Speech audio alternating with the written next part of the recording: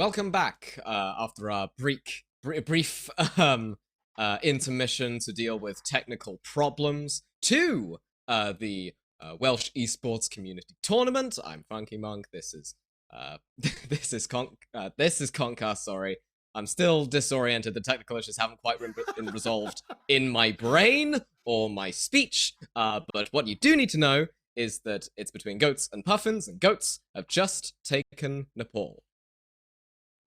I mean, what a statement to make that first game. I mean, don't get me wrong, when we were inside, it was a bit of back and forth, you know what I mean? Puffins put up a hell of a fight, but goats, they awoke on that second point. Shrine was theirs to go.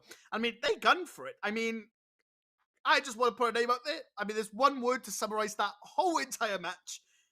That'd be none other than Raph himself. I mean, he is a genuine Raph.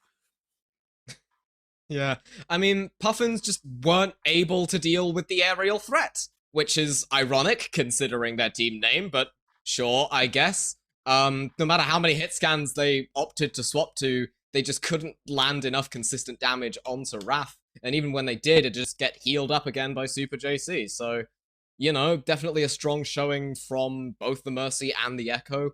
I'm keen to see if they keep this throughout the duration of the tournament. But it will be interesting to see what they choose to do going into the next match and how Puffins can adapt, frankly. Oh, most definitely. So I think the one thing we got to realize about Echo at this stage of the game is that the pokes, especially on Nepal, right, there's a lot of open sort of space. So being able to like fly off to the right, sort of dish in damage, do the beam, get out, you know, without being touched. Like I said, I think towards the end, Puffin started realizing that they can't deal with her, so they've got to start ignoring her. And I think ultimately, when they stop putting the pressure on, I think, you know, don't get me wrong, I feel like going aggressive and trying to like leave her go is probably the best move. You can't kill her, but you need to be able to actually get on top of it, actually make sort of space, make something work. What sort of happened was they still played a very similar game to where they were like sort of like trying to poke out and then sort of try and brawl on top. Now, in doing that, what they ultimately did is they left Echo unchecked. Echo is then just left to do whatever she wants. And well, when you left Raph to whatever he wants, it's not looking good for you. And I think that's exactly what we saw. They tried to go hyper aggressive, but didn't quite do the hyper aggression. They sort of sat back and relaxed still, but they really just needed to kick up the game. Yeah, I think best thing you can do in that scenario is just make the swap over to the Lucio, make the swap over to the Reaper, and just try and brawl it on point, and just try and really just make sure that you have advantage in taking the direct brawl fight. And try to, as best as you can, make that initial poke just completely negligible with the amount of sustain that you're able to have with, you know, a character like Reaper and all that jazz. Yeah, I mean, like I said, you know, it ultimately comes down to getting on top. If you're going to ignore, you have to go in. There ain't none of this in between where you want to poke and then get in like they're sort of doing. So the whole plan of goats during that whole entire game is to essentially wait, poke, and as soon as that pit comes in, boom, we snap, we go aggressive, we win, we sort of roll over. And then ultimately, you know what I mean, what you want to sort of do is what they were sort of planning and what they should have done is immediately get on top of Jessica, eliminate Jessica as quick as possible, and then immediately steamroll the game. You want the Echo to be the last priority, not let Echo be above you. Absolutely just wiping out, because Echo, well, she will do that. Yep, I couldn't agree more, frankly. I mean, the aggression from Puffins was there, but it was just far too easy to punish, I think, from Goats, especially, you know, as you said, that Echo, just being able to land so many stickies onto an Orisa and just land the focusing beam there as well. I mean, sure, you have Fortify, but you've also got 5 people shooting at you, as well as a focusing beam that does 200 damage per second against you. It's not looking good. Yeah. I mean, there's no way to sum it up at all, but we are going to be jumping into map number 2. So I wish I could eat 5, 4. Ooh, and it's a favorite, Route 66. Absolutely lovely. What are you expecting to see from this? I mean, judging by the fact that Gyrate's gone Roadhog, flanking, frankly.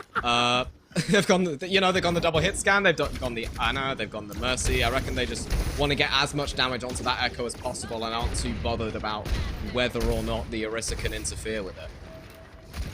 Most definitely so. I mean, if that Roadhog can get a hook onto Echo, which I think ultimately might be their plan, that could be potentially game-changing. And I'm excited to hopefully see something like that come on through. Looks like a bit of damage just being traded off right now. They're looking to see if they can get anything going. Taking this on roof for the gas station approach means that they get a lot of space very early on. But I mean, hey, Motor's going to deal with that space highly well. Taking out Golden, but the res will come on through. It's very, very safe there. So it's an even battle, but that res being down means you haven't got it for later on. Jessica immediately jumps on the car, trying to get in the face of these players, potentially trying to alleviate all the pressure onto herself, which is very good. That's what the Roadhog can do is sort of focus the shoot, get that health back. Raph, though, getting gold, and that res was essentially for nothing. It looks like it's going to be a steady collapse on to the Puffins from the Goat, and really singles out for Green. But Green, though, getting hella support from the Ana and the Mercy. The smoke doesn't get out, though, as that's a beam from Raph. Motor and Raph, what a combination. They are absolutely living high, and unfortunately, the Puffins are dry. Raph takes out Gyrate, and well, first fight goes extremely well for the Goats. What I noticed there especially is that when Jessica had literally no cooldowns available, Puffins just weren't capitalizing upon that. And you've got like an Orisa in your face who's like barely getting any support and is like half HP. You need to collapse on that as soon as possible if she doesn't have a spear spin or her fortify, which she just used at the same time. Poor target focus, I think, there for Puffins. Oh, most definitely. So I'm a little bit concerned in what sort of comp we're going for. We're going for something very pokey, and then we're all of a sudden going for, like, I guess what you could say would be like sort of like a fast approach. Like, their picks need to come on through before they start fighting.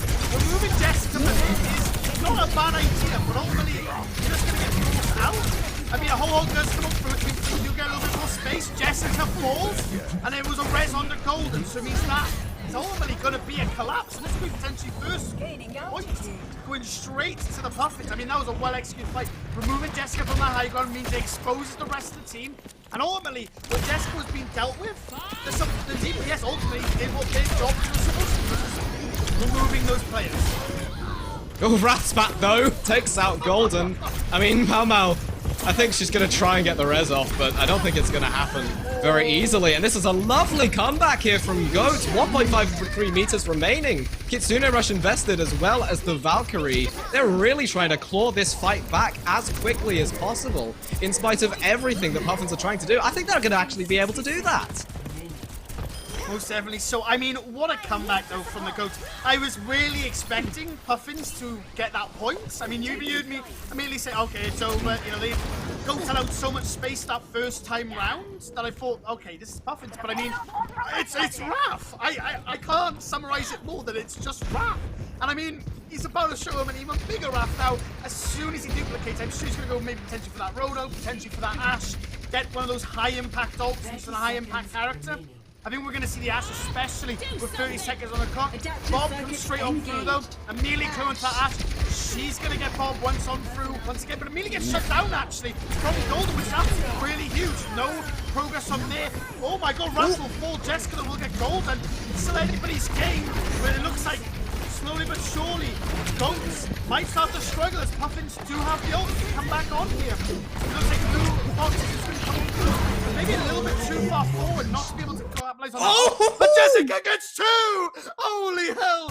Jessica with a new double kill, but directly has his back. It's a nano whole hog. He's absolutely shredding. He's putting him in the meat grinder.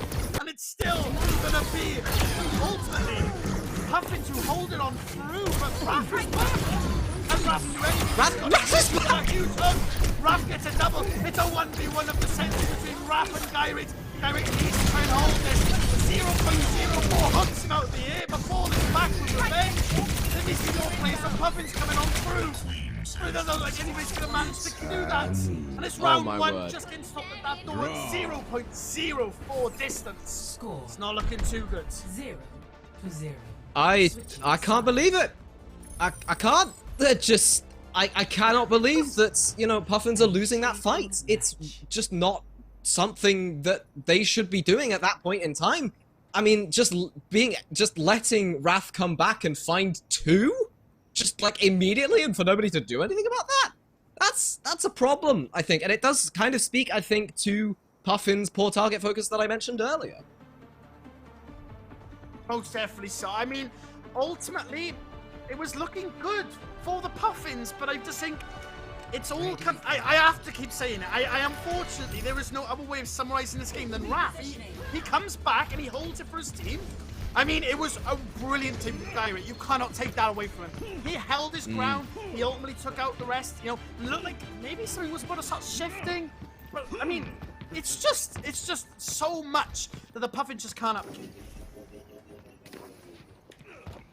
Oh, Puffins have a tall order ahead of them.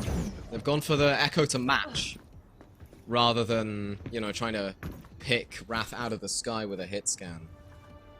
Only time will tell whether Most they're able definitely to actually match it. 3, 2, I mean, it's sort of one of those games at this point that I don't know what exactly Puffins can do. I mean, it is ultimately Wrath. I mean, they're going to see if they can potentially mirror match and see if that can potentially help. But, I mean, ultimately, is that really the right play? I don't really know. I mean, it's ultimately going to come down to the battle of the Echoes and really who can outdish the most damage. And right now, it's looking like Wrath is going to be the man to do it. That's Mercy 40. my skills are improving. Capabilities max.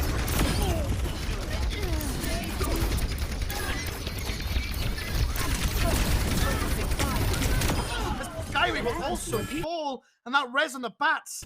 I mean, hey, it's going to be just one-sided once again. It's such a shame as well. Motor now coming back on the Soldier 76 just to be able to get into that fight, and Blue Fox on the Junkrat now, hopefully trying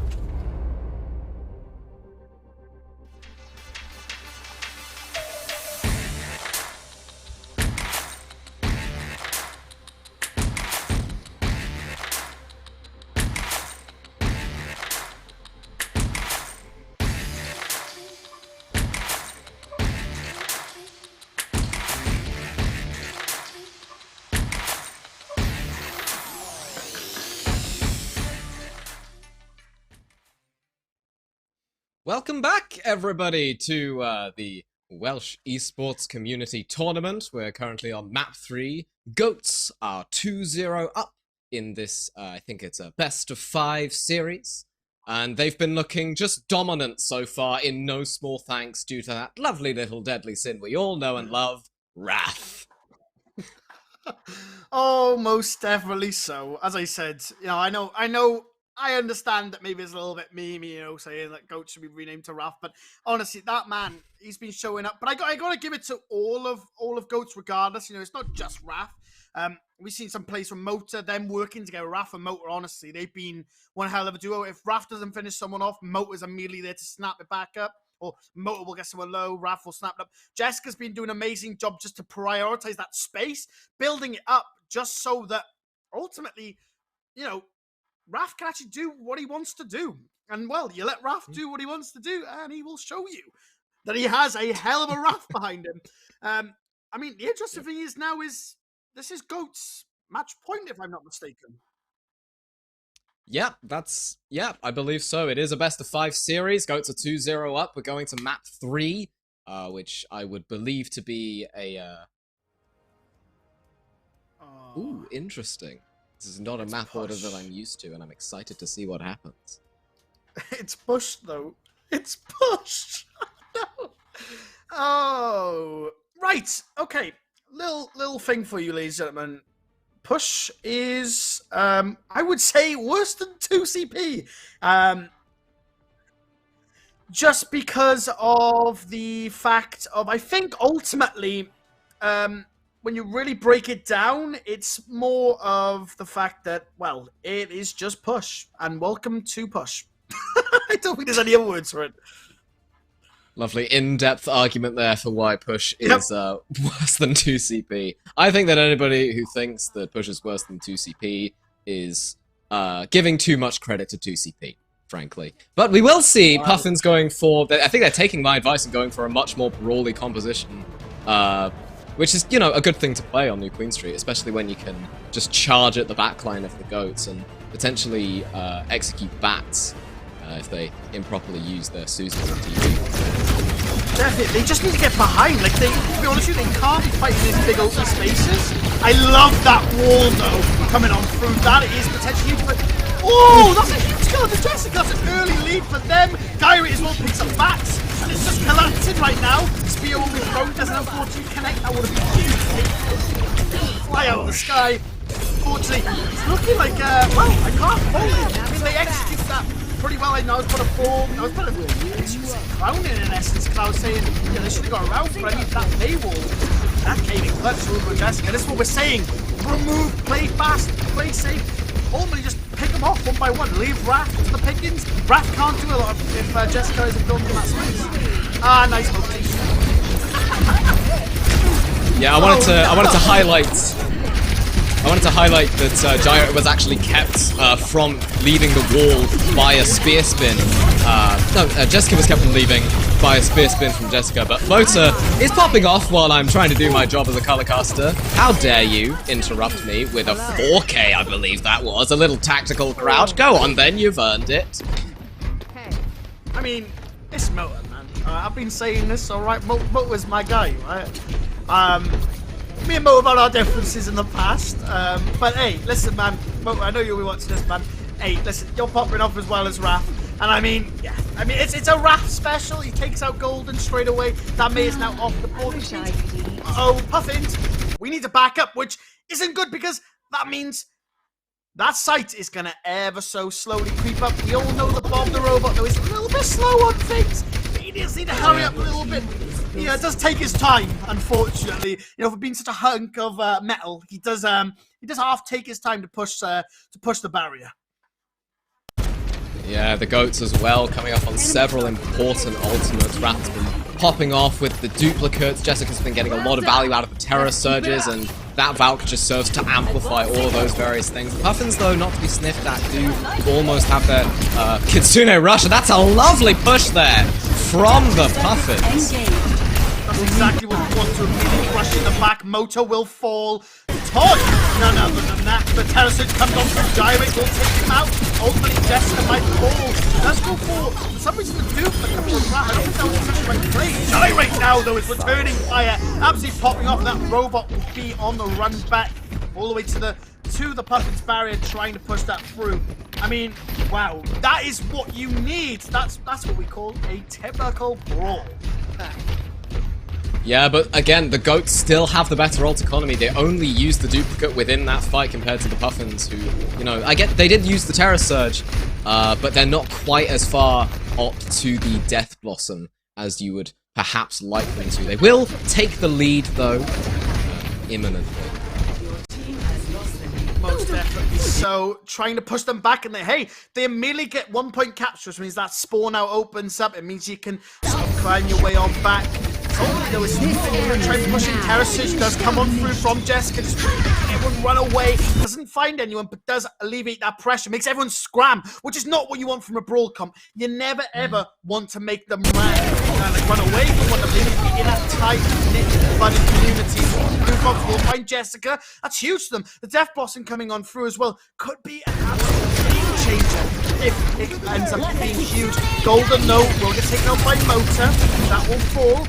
And it's just up to attention Gyrate now, just to create that little bit of space. But they're keeping it well, they're keeping it nice and tight. The Consume Rush comes on through, Moto will fall, and ultimately this space is being hella built up. They need to be careful because the Goats are slowly but surely conjuring a plan to go from behind.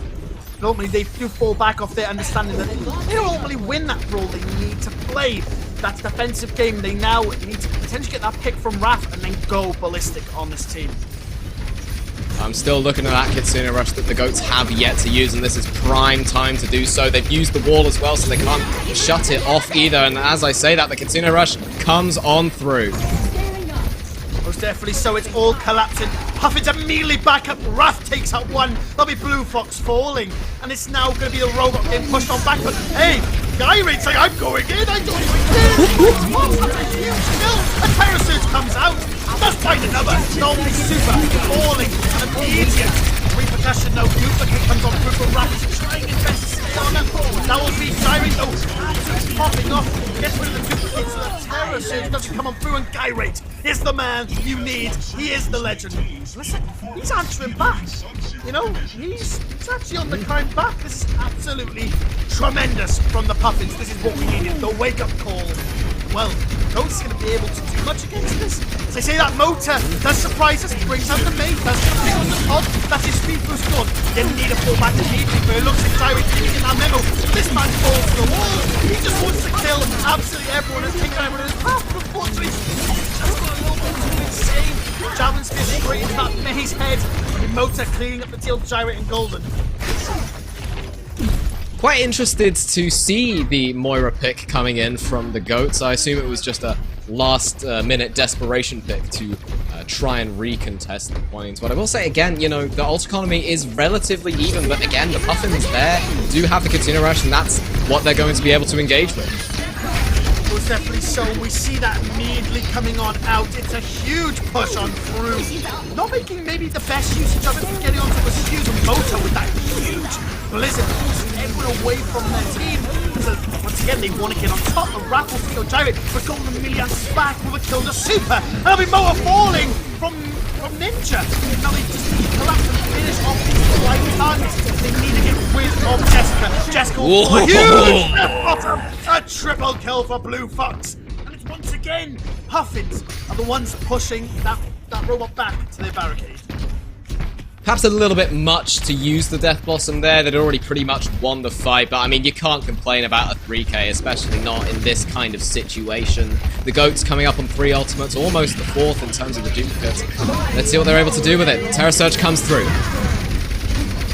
Huge run away and amazing answer back from Gyrate to ultimate with Terrasuit. Duplication onto the main Raph will find one. That's the Blizzard coming on through. They need to run away. They're going to get frozen. It's a double freeze and it's ultimately a cleanup. We see this time again. Goats have the lead in terms of ults. They use them and they start pushing the robot back, and then Puffins go, hold on a minute. You guys aren't in control. I think ultimately, what the Puffins are really good at is sort of waiting until that robot goes around the corner and immediately striking back, right? they know that everyone's going to be sat on that point, and I think ultimately they need to play a little bit further back, the Goats do, because when they're on that site, the Puffins can just have that comp to run on top and ultimately just finish them all off. Yeah, I totally just agree with you there. I think it's also playing into the sort of snowbally aspect of Push that I, think is your favorite part about the game mode. Coalescence and beats coming out from both teams. So once again, like I said, they immediately just launched on this back, but unfortunately, still really took the fast approach like last time. Just trying their best to keep him up. It's an even trade though, 2-2, and it goes toe for toe as Ninja finds another onto that May will immediately fall. It's a huge play, and it means that Puffins now gain that space once again as a remainder of Goats push away, which I think was a tremendous idea not to give too much ult charge, but well, we got none other than that male coming on through that cryo freeze. Huge. Yeah, they got the space, but they lost the Kitsune Rush. I guess exchanging it for the Blizzard is good, but not when your Mei goes down like that. Most definitely so. We see the duplication, though, coming out from none other than the man, the myth, the only Raph himself. Will he be able to do much with it, though, is the next question on everybody's mind. So waiting for it online. We're not going to have to use it just yet. It looks like it doesn't need to, as Goats are going to be answering back, sending them packing. I have to be honest with you, it's up to Raph at this point to potentially get what I presume would be Gyrate Arisa, and then hopefully go for that Terror Surge. Now it looks like Goats finally got past that little bit of a choky point that he kept getting stuck at, so potentially we're seeing different games, they head into much open field, which isn't good for the Puffins. We see a fight immediately break out. Cryo does come out though, that'll be the Blizzard. Raph though immediately sees out gold, Gyrate answers back towards the bats.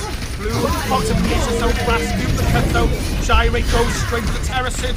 Doesn't unfortunately do a lot of damage to Jessica. She's just about gets out of that range. The real question is that do the Puffins answer back?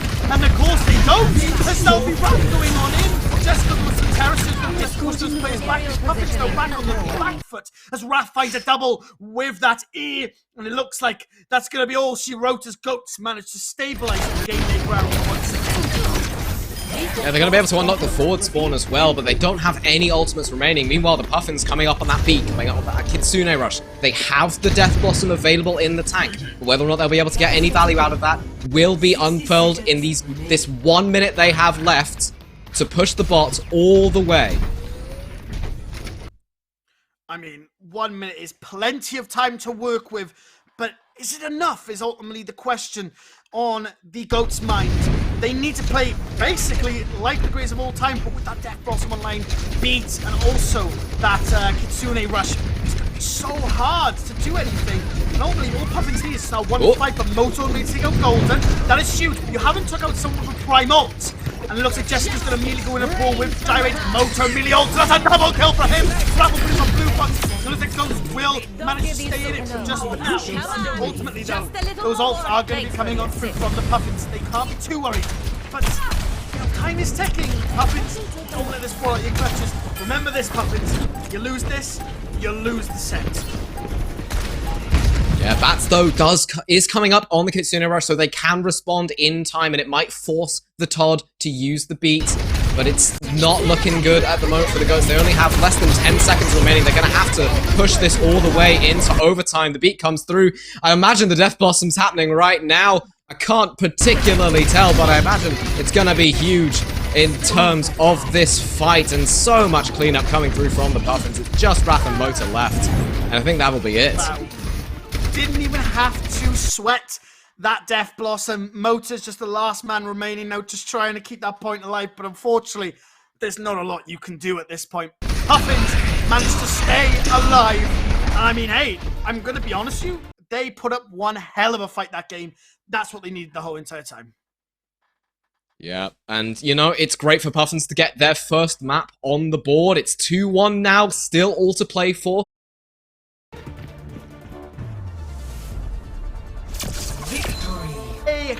Regain some of that momentum. Puffins.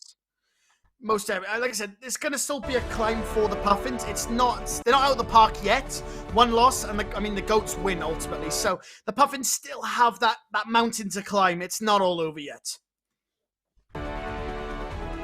Yeah, no, but I mean, you know, the reverse sweep could happen. It could happen today. The Goats have been looking very strong. We definitely saw that towards the end of that push map, but the Puffins, again, just winning so many fights in that early game, definitely allowed them to, you know, build up enough of a lead so where, you know, the clutch potential that the Goats had just wasn't there. Most definitely so. I mean, the Puffins, I mean, as you said right at the get-go, they switched up that play. That was exactly what needed to happen.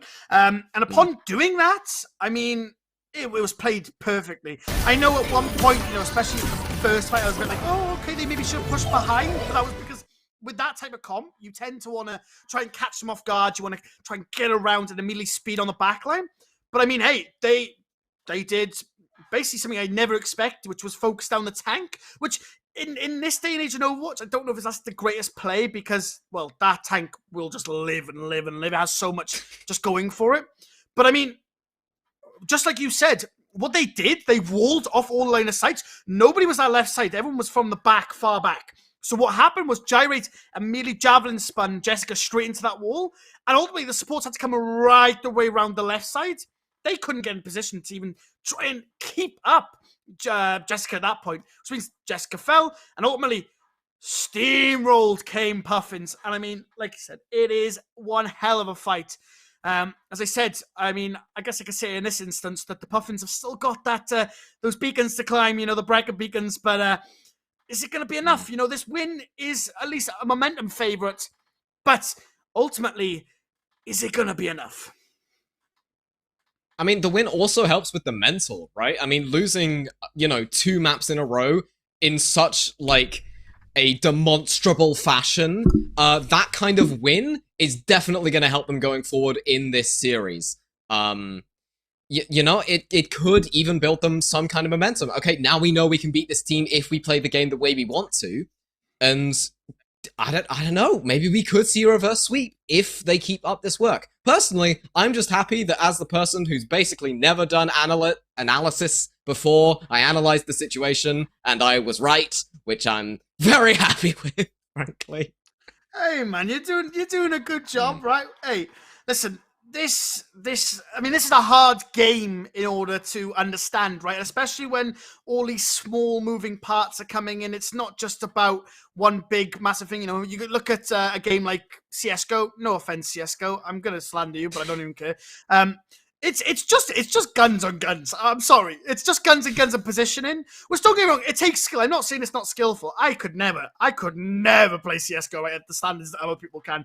But when it comes down to Overwatch, it's all about, it's a bit like chess, right? It's all about those small moving pieces and about where those pieces go and about how those pieces attack and defend from one another. It's all about that intricate sort of game. It's not necessarily a case of, let's play someone there, you know, he'll cover that guy's back, and ultimately it's just about winning your ones. It's quite literally about, you know, who is the best at understanding their team, respecting the enemy team. And I believe we're going to jump into map number 4, which is none other than ultimately my favorite map, King's Row. My personal hot take about this map is that people only like it because you can play Brawl here, and actually it's kind of overrated. There, said it. Okay. Oh my you can all God. you judge me now. You only like it because you can play Ryan. That's all it is. Mate, listen. That's the only reason. Reinhardt is the key to Overwatch, okay? He is my boy, okay? He's just built different. I mean, let's be real. A good Reinhardt, yeah, going in there, bang, bang, and then next thing you just see the hammer down, you know, mate, and then you just see everyone erupt in front of him. It is immense to watch, bro. Like, you can't tell me that when Reinhardt drops the hammer, how everything changes. I'm so upset that we haven't seen him yet. And I mean, if there was any time to pull him out, it would be on King's Row, so please, somebody pull him out. By the Winston pick here from the Puffins, both curious, but I guess it does make sense if you're planning on playing into the May. Being able to jump over that wall is definitely going to be very useful in trying to counterplay around the May. Oh wait, no, they swapped something. Never mind. Ignore me. Oh, they go for a huge wall. The wall does return. Oh no, that's the main call out. Luckily, it's just Cryo comes out of it. Those two break the wall. And oh, Jessica with the javelin spear just straight into that wall. And ultimately, that was too good. I mean, that was so brilliant execute from Jessica. Yeah, I mean, being able to isolate a target with the main wall is one thing, but being able to capitalize on said isolation with the javelin spin is fantastic. And I mean, the ult charge in and of itself is enough of a reward. She's up to 60% now on the Terror Surge. I mean, that is no easy feat. I mean, 6 minutes on such a great ground of fire. No, it's not even, ultimately, it's not about, getting that potential kills. Nobody ever uses it. That's a bit like old Creel. It's like, essentially smoke in that space. And I mean, we see space being made by this junk, but it's bombs are flying. When it's gyrating, with Jessica, they're going immediately for the back. Right now, the Jessica's fallen. They're just ignoring as much as possible. I mean, the real question is, with the team the Ghosts have, they need to play aggressive. They can't let Puffins walk on top of them. That's exactly what's happening. I mean, it's still a back-to-back battle right now. Puffins are trying to hold this out. It's not easy for them. It hasn't been during this whole entire fight, but ultimately, Puffins are looking like they're coming out on top.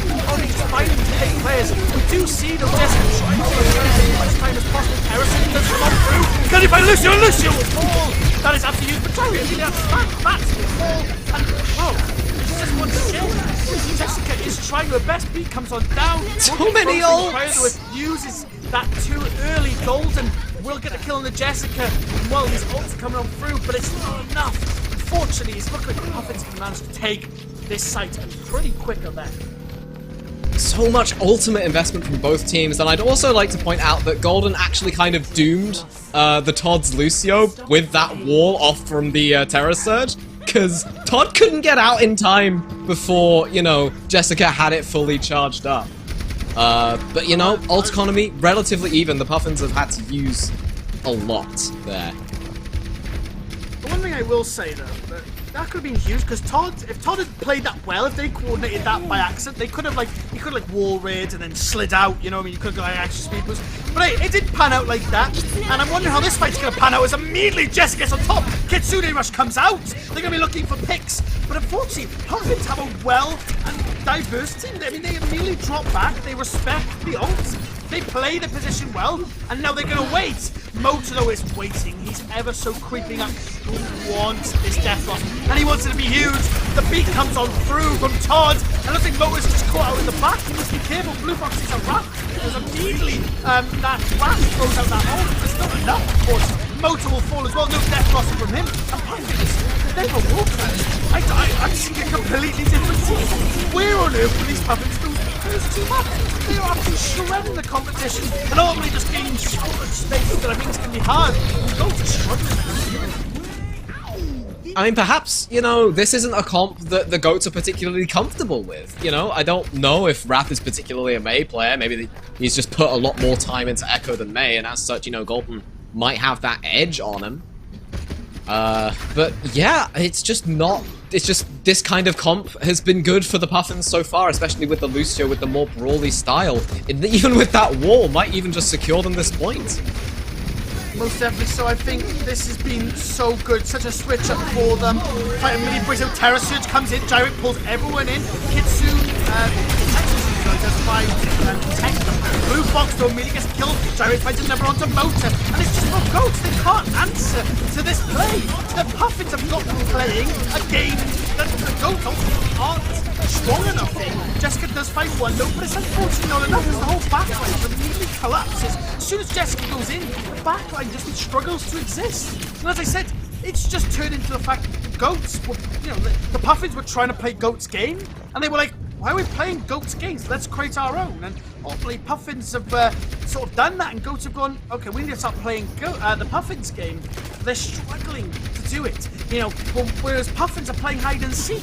The GOATs are playing, I don't even think what's the time, Mr. Fox, it doesn't work out, it doesn't work, and ultimately, we're seeing this evolution of this team, the Puffins have morphed, and ultimately, GOATs need to either do something, answer back, or they're gonna end up losing, unfortunately, and as we see a fight break out, Terror Surge is gonna come on through as soon as Golden pops that ult. Unfortunately, Jessica will fall just short before she's able to pop that off. And it's looking like, once again, the Puffins, they're on fire. Unfortunately, Raph is literally taking a backseat. And now, unfortunately, it's literally Gyrate, Todd's, and Golden.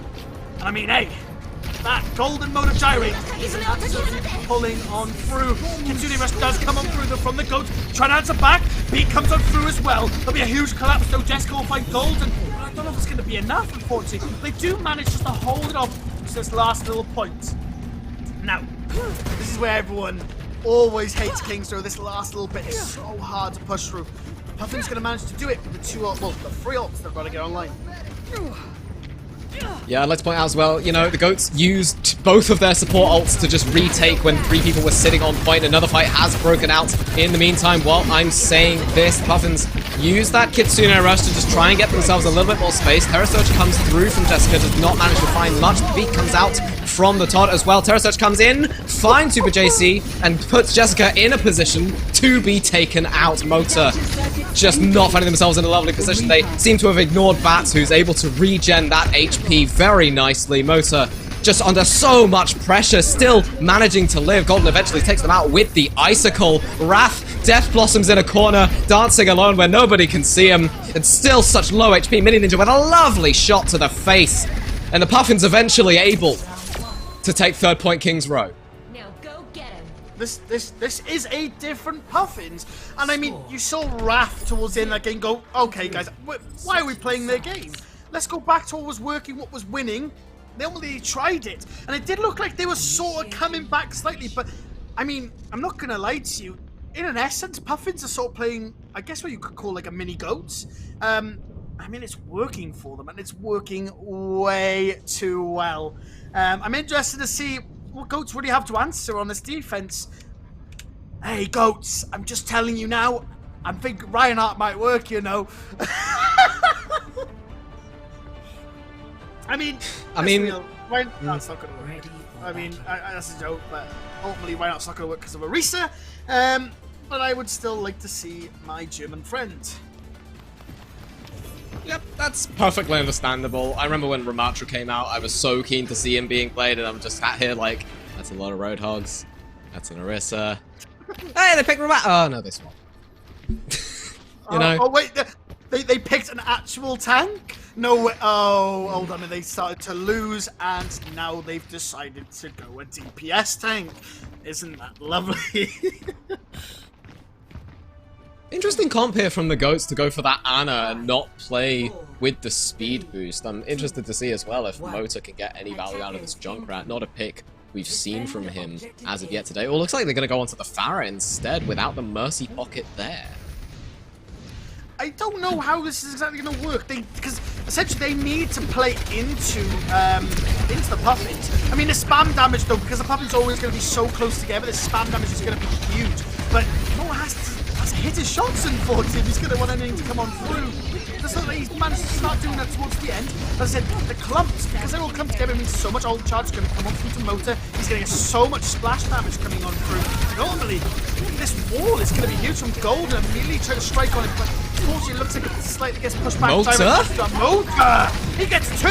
Can he find a 3rd? These shots are coming on in. He's finding his mark. He gets a 3rd. Can he find a 4th? Unfortunately, Raph managed to steal that one. He's just over to his Echo. He's like, I've had enough at this point. They got double flyers. And I mean, at this stage, Goats have gone. We're going to go back to same old annoying comps. And yeah, the Puffins, it's okay what you're trying to do, but you're so clumped together that ultimately your damage is just absolutely insane. Yeah, Puffins now definitely going to need to play with those double flyers in mind, but what they can also do is just play to isolate and take out Jessica. You know, isolating them for— oh, that's a huge pick onto the Kiriko. No Kitsune Rush for the Puffins today. Wow, what a hell of a first push. And the huge pick to come on through. Motor and Raph sealing the deal. Like I said, what happened here was Puffins were playing a mean game. Goats were like, are we going to start playing the same game? And what did I tell you? Goats were like, hey, what are we doing? Why are we playing their game? It makes 0 sense. We're not good at their game. They're better than us at their game. They invented it at the end of the day. And they've gone back to old reliable, and, well, look what's happening now. Puffins are like, Uh-oh, this isn't good. We're actually, you know, even though we had pretty good of an attack, it's not looking too hot for us. Just looking like they want to set up a sneaky barrage, but peaks a little bit too early there. Both Kitsuna rushes there for both teams. Hopefully see the use this fight. The duplicate comes out onto the Mei. Very so. Terror Surge comes on through from Gyrate. Also with the Blizzard pulling them all in. Actually, what happened? All of them got pulled in, and then an ult from their back, their retreat, so they had nowhere to go. Jessica will find Golden though through all of that. All is all spent, but nothing will be found. It looks like it's assault onto the backline from Motor, but it looks like, unluckily, because it is obviously a certain individual of a woman, she's able to teleport out. So unfortunately, not a lot is able to be done because, well, she just goes, oh, I'm out of position, goodbye. And look, she's done that once again. And that's unfortunate because it means that all that damage has been spent isn't going to go into anywhere. But we see Jessica, Motor, and Super with these ults. Terror Surge comes on out. Jessica finds one. Is this a barrage opportunity? No, it's not because Gyrate. No. Yeah, no, I'm the bug swatter. And all these takes them on out. Walls are coming on through. Potentially trying to fight anyone they possibly can. Gyrate needs to get aggressive. We need to find out where his target is. Going for Echo right there. The left shot. Jessica realizes right on top of Gyrate right there. Probably looks like Goat Scout on the back foot. But Raph in the back line, covering that damage. It's a choice right now for Gyrate. Does he go for Jessica or does he go for Raph? He's trying to keep Raph up, but Jessica will fall. Raph though, luckily his Motor comes up through will be Motor. He finds one, he finds the second, and he's going to ultimately potentially try and take up McCree. Has to be careful though, gets stuck. Will fall to Blue Fox. There's hella shots from him, but Raph will just clean it up. The Motor will get raised. It's all that damage for nothing, and Raph will finish off Blue Fox. And we're 4 minutes on the clock. They've still got 3 minutes and a half to push that right the way on through and get more time on the bank. 3.5 minutes, but yet again a deficit in the ult economy. As, you know, Mini Ninja has, you know, it's far further along on the Kitsune Rush, as well as, you know, Blue Fox has that High Noon, Gyrate has the Terror Surge there. This is still winnable for the Puffins. Most definitely so. The next question is, though, is what sort of things we're going to see from the Puffins? Oh, Raph immediately takes up Blue Fox. It's not what you want to see. Gyrate, though, is trying his best to hold on through. He does get Jessica, which is a huge trade here. Does come in with a Terror Surge, does find Bats as well. This is absolutely huge. It's exactly what he needs. Gyrate, and he's absolutely popping off. But unfortunately, you need to keep his backline alive, as it looks like Motor and Raph are just absolutely going to have a field trip with it. Golden does find Raph though, and Ninja managed to take out Motor just before he falls. The support duo in the backline was so immense that they kept each other up so perfectly well to the point where nobody could fall. That's exactly what you want from that duo literally, I think that's the right wording. That's exactly what you want from them, is to keep up that strength. You know, when the backline becomes hard done by, they need to protect each other, they need to help each other.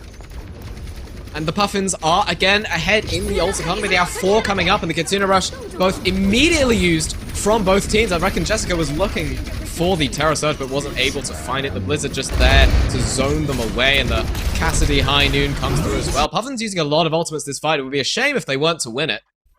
So we see Jessica going in for the Terror Surge. Oh! Jessica with a triple! It doesn't need it! Oh, Moa, don't steal the ace, man! Come on! Oh! He didn't even get the melee into get that last bit of ult chance. Not that he really needed it, considering he was full. I mean, that is immense of a fight. But the real question is, can Motor get something done? He does have that ult, and it looks like the fight will immediately break out as Puffins start to storm on through. The beat gets dropped. Is it enough to Barry finds Bats? And that's exactly what they need, just to buy enough time to be able to get more time on the time bank. Hopefully they can't get enough now, because Puffins roll on through. They do ultimately take down this team, trying to push them on out. Garrett will find 2. Unfortunately, it's not looking too good for the Goats. They're struggling ever so slightly. Puffins did an incredible job as well of trapping Wraith in that small room at the very end of point, so that he wouldn't be able to fly away nor get any heals from Super JC, who does have the Valkyrie coming into this next fight. They are now going to be the lower of the 2 in terms of the time bank if they finish this off, but Raph again has that duplicate that gets taken out!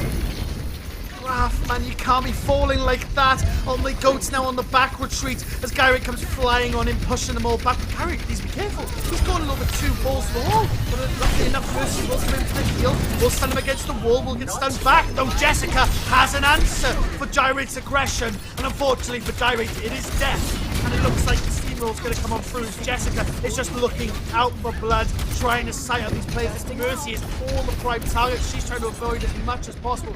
But Raph, for this duplicate, could be huge. Does get a huge stun though, 91 HP. Needs to pull on back. Mercy will manage to get the heal on through. It's all up to Raph though, I'm feeling. But also Jessica, over that terrace, we could still do the Gyrate. He's also got one to answer back. Battle by Golden. That's not what you want to see. Raph will instantly do with Tetafara. And there'll be a terrace coming on through on Jessica. Damage will be found from it though, and Gyrate will nearly answer back, but unfortunately he'll fall to bat. Raph will come on through for the duplicate. Power ult, and it's all coming down now to the wire. It's looking like a potential overtime if Puffins can just go stall this on out. But ultimately, it's not looking good. Goat manages to seal those deals on those kills. But luckily enough, the Doomfist comes out for the stall. Mota will push, will actually kill Golden, sorry. Slight push coming on through the on the Gyrate. Mota, though, is the answer for this one. Nearly comes on through the Terrace, sorry. The Kitsune Rush comes on through. Blue Fox tries his best to try and hold things on through, but it's not enough. Comes on through. Raph is trying to hold this one out. The Doomfist, though, is too strong. He's now entered into overtime, which means they get that one barrage! And it's Mota coming on through. A double barrage. And that's all she wrote. Lucky enough, Goats managed to capture that on through, but with a minute and 30 to capture 1 point tick. Ooh, it's gonna be tough for Goats to defend. I haven't heard the phrase, the Doomfist is just too strong, in a long time. I'm gonna be honest with you. I think it's less the Doomfist being strong and more just he's power blocking at 1 HP and the Goats have just forgotten that the Doomfist existed because they're looking at the Mei now. I mean, hey, that Doomfist I think was a brilliant swap, you know, obviously with his recent bust with the shield and everything like that, obviously taking a little bit of a nerf as well to it. You know, ultimately just staying alive as long as possible, you know, being able to bounce about.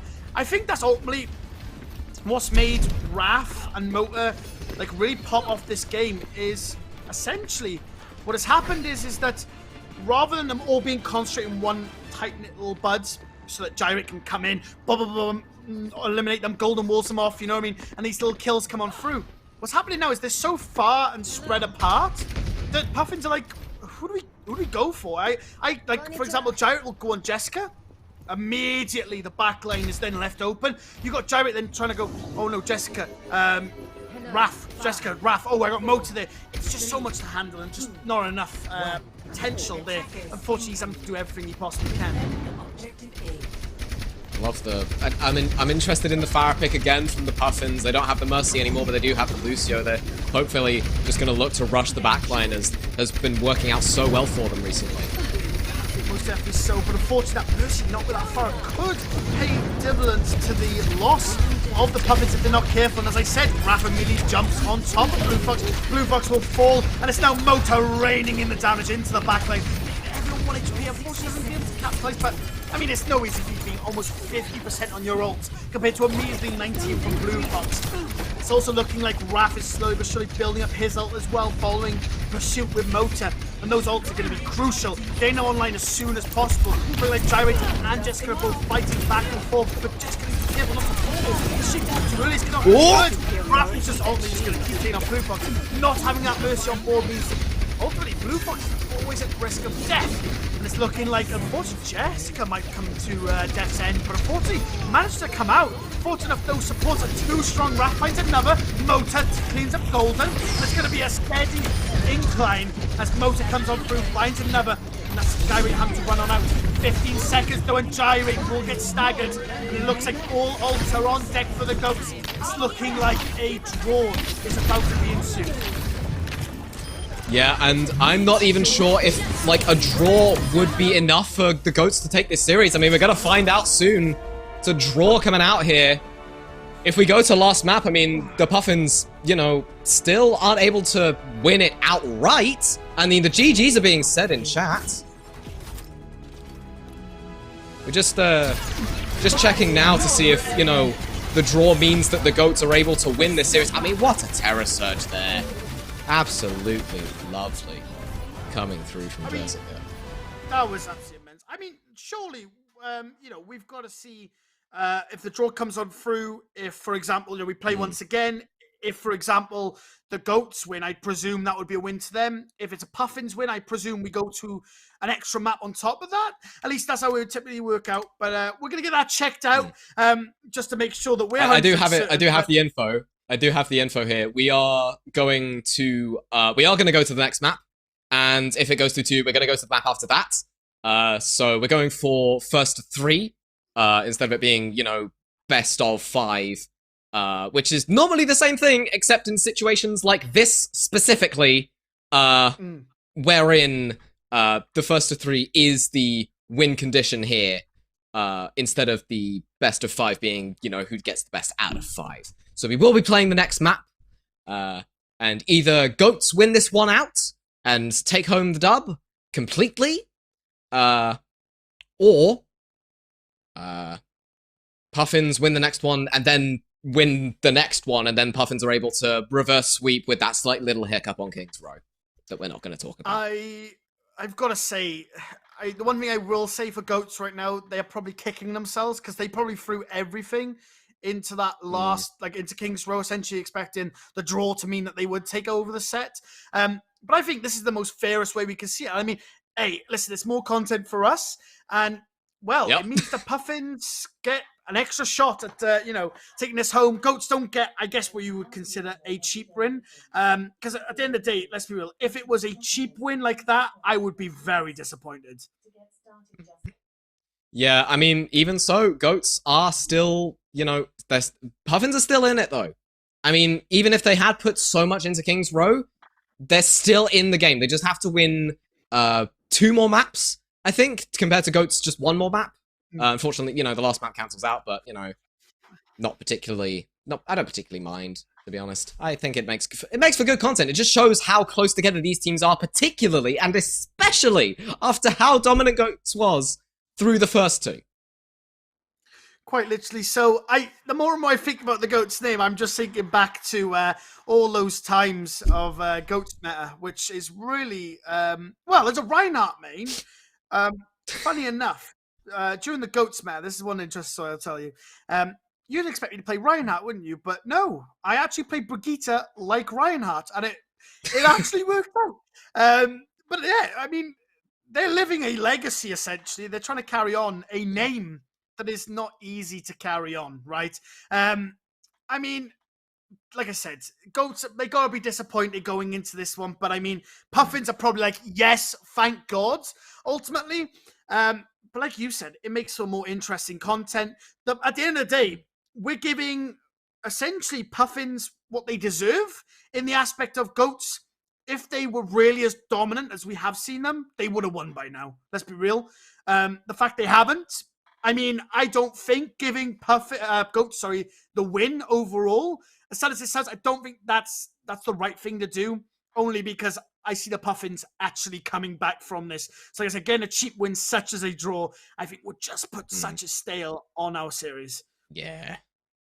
And I think Puffins are still going to be disappointed at the outcome of King's Row, no matter what, right? They've gone from, having so much momentum and almost being able to cap, and they only needed to tick, and then, Wrath and... Wrath. just Wrath things. I mean, it's Wrath and Motor. Once again, I'm going to say it now, I'm considering these 2 right now to essentially be... they're essentially just Profit and Fitz, man, together. I mean, it's too good. I'm gonna say it now. That's a bold I'm gonna take. say it now.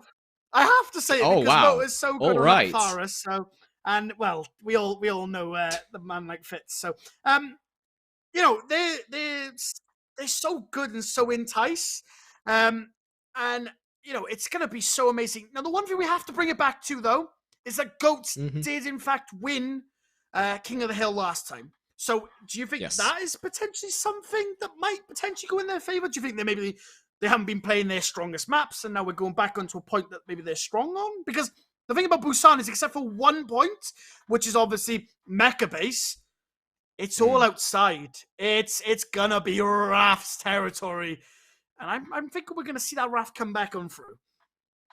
See, I think that if you play downtown in a certain way, you can genuinely like play like a very insular kind of on the point kind of rushy play style, where you just hold that point down and just kill whoever who tries to just kill whoever tries to contest. And if that happens to be an echo, then you kill the echo, right? You make them come to you, and then you isolate them, you rush them down, and then they're just dead. Oh, If definitely. you're able to So, do that, like you said, you know, being sat inside on the point is such a good thing to do. And like you said, if people can rush down, it's so good. But once again, it's about, I think this has been the whole killer for Puffins the whole entire time with Raph.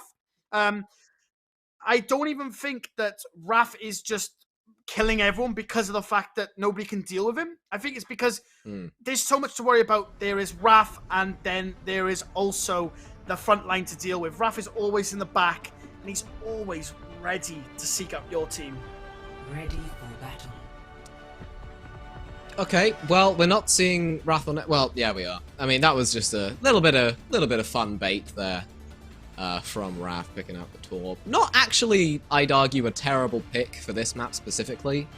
But yeah, this is definitely a map that the Goats are going to have a better time with due to the fact that there is, you know, functionally no skybox, and the Puffins are going to have to expose themselves in order to get onto point, and they're just going to have to play around the angles created by that perhaps Mercy Pocketed Ash, perhaps Mercy Pocketed Echo. Probably going to be the Echo, because let's be honest, Wrath with a Mercy Pocket is just ridiculous. It looks like they're not going to want to take the Brawl. Yeah, I mean, it's going to be interesting to say the least. I think the Brawl is what you kind of want here. I mean, don't get me wrong, the long range is good, but being able to, like, rotate round, and if you can do that well, you can almost do a lot here. But they are giving a lot of space right now to the Goats. And, well, what happens when the Goats gain space? They ultimately collapse. Now, the Brawl is going to come through Raph this time. One, they want to gyrate. That's a huge start for them. I mean, hey, it's Raph once again. He's back, baby. I knew he'd be coming through. Does get a kill. Oh, actually, let's see, Puffins are on the incline. They are on their way back. Slowly but surely, killing on through. These crucial picks. Only, it still looks like a back and forth belt right now. Golden's coming on through. He's absolutely just melting everyone, and if he's going to capture the point, they've just completely forgotten the point even exists. And well, they're going to do that, and the Goats had an early start with Wrath. It normally shows the Puffins with better team comp. It means they can sustain long enough to win fights. I didn't particularly like either team's initial positioning, but the way the Puffins played that really made up for it in spades, being able to come back from that kind of deficit created by those early picks from Wrath. Now they're going to be able to play in that area that they want to play, which is a nice enclosed space where you can get easy walls. Most definitely, and like you said, the walls are so crucial, especially when they are coming through such a tight-knit area. You know, by doing that, it's not too hot. We do see it right now, Puffins leading the charge, coming on through. Looking like Gyrate will fight Motor, unfortunately. Raptor will immediately duplicate, and we'll start to get some hits. A couple of shots on through, and it's looking like right now Jessica goes for a terror switch, pulls everyone in. But once again, everyone always runs away from that ult, but there's a clear panic on the board. But look at once again, Puffins just turning that fight back the way around. Ninja gets 2, and well, Goats are back, running out of spawn once again. And the Puffins are just going to get a bit of lead now on that percentage as the Goats come back out their spawn.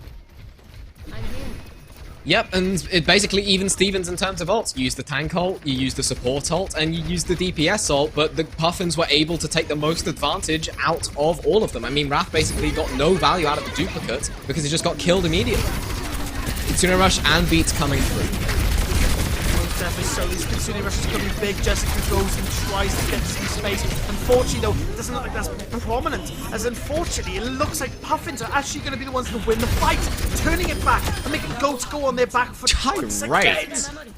Mate, once again, it's just a case that Puffins are playing such a strong comp, and I mean they're playing it well. They're playing it too well, and I mean, the Goats, they are playing what they're strong at, but it's just not strong enough. I mean, I think at this point, Goats starting to lose that edge. I don't know if it's tiredness, you know what I mean?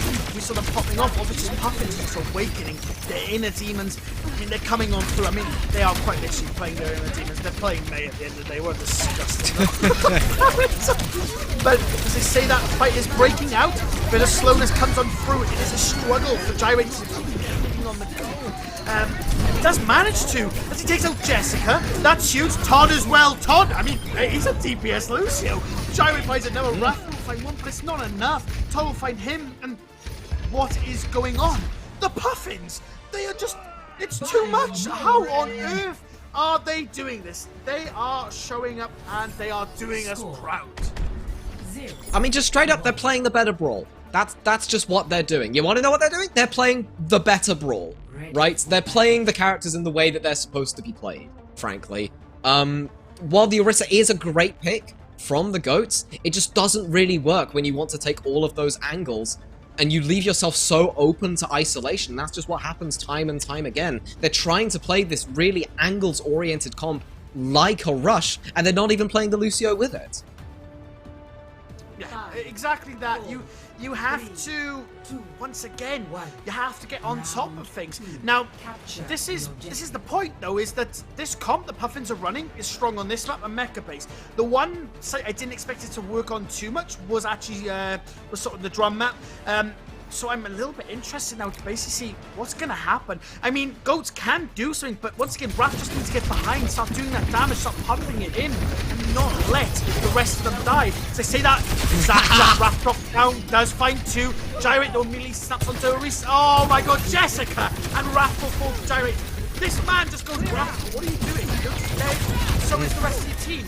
Once again, the problem is that by the time Wrath is able to be enabled to get kills, Gyrate's already on the team. He's already forcing back, he's already getting kills. It's too much. It's too prevalent. Honestly, Gyrate, he's got 70 on his Terror Surge already.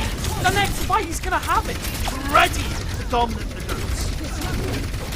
Yeah, I think especially as well, Wrath used his, generally, the mobility cooldown in order to engage, so they don't have it for the disengage. And the Puffins have just been taking advantage of that really, really well. I mean, Wrath has taken out Blue Fox, but I imagine there's going to be a punish coming in thick and fast from both. Ooh, it's looking like unfortunately that pick was a little bit too much for the Puffins. They had to back up there. So I think the Wrath is on that spree. Does have this duplicate. Might potentially look for something like that. Gyrate can still have that Terror Surge though. And I wouldn't be surprised if he just pops it to pull everyone in. He does get duplicated though. It's not going to be good for him. It's not the map is extremely low. No backup. And unfortunately, oh my god, it's so big from Wrath. Those sticky bombs come right on through. The barreling on in. 50, potentially 60%. So his Reaper does go for the storm. For the Puffins, though, is no easy feat. That's a huge climb for them. But Goats with some tremendous ults on the board. Puffins are going to have a hard time getting back on through, though they do have ults to answer back of their own. Yeah, I mean, the Goats having the Kitsune Rush and the Terror Surge there is just huge for them. I mean, the Puffins don't even have the beat yet to be able to answer back for it. So potentially, you know, the Goats could stall this point out for a little bit longer, unless they use the ultimate properly. Terror Surge coming through. Woo! Gets the kill right onto Ninja. Terror Surge return risk not as prevalent. But that doesn't matter for Gyrate. He gets an immediate trade back on this. That's unfortunate though. Has just Moto wakes up and gets two, and so does Jessica. 5-1. And it's unfortunate those Gyrate's all left alone. And Goats played that so well, and unfortunately that was Puffin's ult basically all sort of wasted. Now we do see Todd's ult online, and I will say this. In multiple fights we've seen Todd drop that beat and immediately Puffin switching through, so I wouldn't be surprised if we see that coming on through at this point. Yeah, the beat is definitely going to be a useful ult here. I would like to point out as well, they used the same amount of ults, but again, the Goats just had the impetus there to win that fight, and now the Puffins taking two alternate angles, but still, Wrath taking advantage of that. Oh my god, it's so huge! Motor immediately goes straight into the ult. Even the beat cannot stop him. Immediately finds two. It's not like they're all this are pressurizing Motor. Motor slides on out and immediate back from Jessica. Immediately gets Gyrate off the map. Motor is able to seal the deal. 70-80% immediately straight on that board. We were talking about how prevalent Puffins were with that 60% straight off the back. But Goats, they're not out. They are ready to strike, but I fear that even though the Goats might be able to pull this one back, the next map, like I said, is Mecha Base. Is that going to be enough for them? Last fight, though, is about to be engaged. Only 5-4%. Puffins need to do something. They don't have any ults to line up. Raph has that. Unfortunate ult for them. Does do pick that main. He gets lit up. Unfortunately, it's not enough damage. The supports are coming on clutch for Raph. Gyrate immunities on Motor, though. That could be potentially huge, but the Blizzard does come on through. But 40. What was that? The teleport straight on in. Unfortunately, Ninja, golden immunities on by Raph. So much HP on that point. Jessica is just trying to stay alive. Raph finds 2, and wow, Goats bring it back. They're not out for the count just yet. Yeah. I definitely think that, you know, the Goats just took advantage of the fact that they had the ult economy advantage at the end of the day. I mean, while they didn't necessarily have more ults, they definitely used them with more impetus than the Puffins did. The Puffins were a lot more responsive with their ults, whereas the Goats would just use them early to engage a fight. And at the end of the day, that impetus is exactly what you need if you want to be taking home the victory. Oh, most definitely. So I am hoping that we continue to see that Torbjorn. I would actually kind of love to see him. I think, especially on this, you Terror Surge, you pull them in, could be huge. Now Motor, though, on that Junkrat. Now, that is interesting. That could be really big for me. Yeah, I'm gonna love to see this Junkrat work his magic in those tiny little corridors, spamming people out. I'm still interested to see what Blue Fox thinks he can do on this Torbjorn. The turret has come out, but immediately taken out there. Most definitely. So it's looking like right now the Goats are on the back foot, which is fine, because at the end of the day you want them to try and rush on top of you in a clump, because ultimately Motor's going to start spamming damage and getting his ult online. Jessica gets singled out, does have to drop. Luckily enough, the team are adjusting for her. Wow, what an amazing team. Supports are actually coming in clutch, they're just adjusting. And unfortunately, ooh, almost getting caught off guard. We see that. Out. Gyrate now on the back foot. He needs to be careful. He might almost get taken out if he's not too certain. It doesn't look like there's Toby trying to bring work, but unfortunately turns on enough time. Jessica though will take out Ninja, and that's a huge feat. That means less heals on the board. All you've got right now is Lucio pumping in that heals, which unfortunately isn't enough, especially against that. Jessica they'll get walled off. They need to bring this wall as quick as possible. Jessica might fall. Jessica goes immediately on the Stampede, runs on out, gains that space on back, does start to force those players back. Getting caught guard, and it's now just getting pushed on back from the Puffins. They're answering on back. The worst part is they've even got control of sight. Jessica now needs to run away and hope that she lives. See another day. Lucky enough, nobody chased her down, and she does manage to do so. At what point do you make the call to reset there? I mean, I know the Goats almost have all 5 of their ultimates, but like, I think at a certain point there, they just needed to decide, okay, we need to just reset, we group back up, we go from a different angle. And, you know, it's that which has allowed the Puffins to gain, you know, almost 60% of the point now. Tyre does come through looking for something, anything, and it does manage to find Gyrate. Jessica will get a kill onto Golden Super, taking out that turret. That's no easy feat, but he does manage to do so. Now just trying to finish off that Torbjorn. 70% though, and I'm not going to say once again, because the last time I said perfect, hey, that's a lot of percentage. Well, it immediately got flipped on its head. But the real question is it this time? With Puffin's ults on charge? You know, also Goats, they're only able to use 2 ults that one fight. Still anybody's game, but Gyrate with Blue Fox's ult could be the game changer.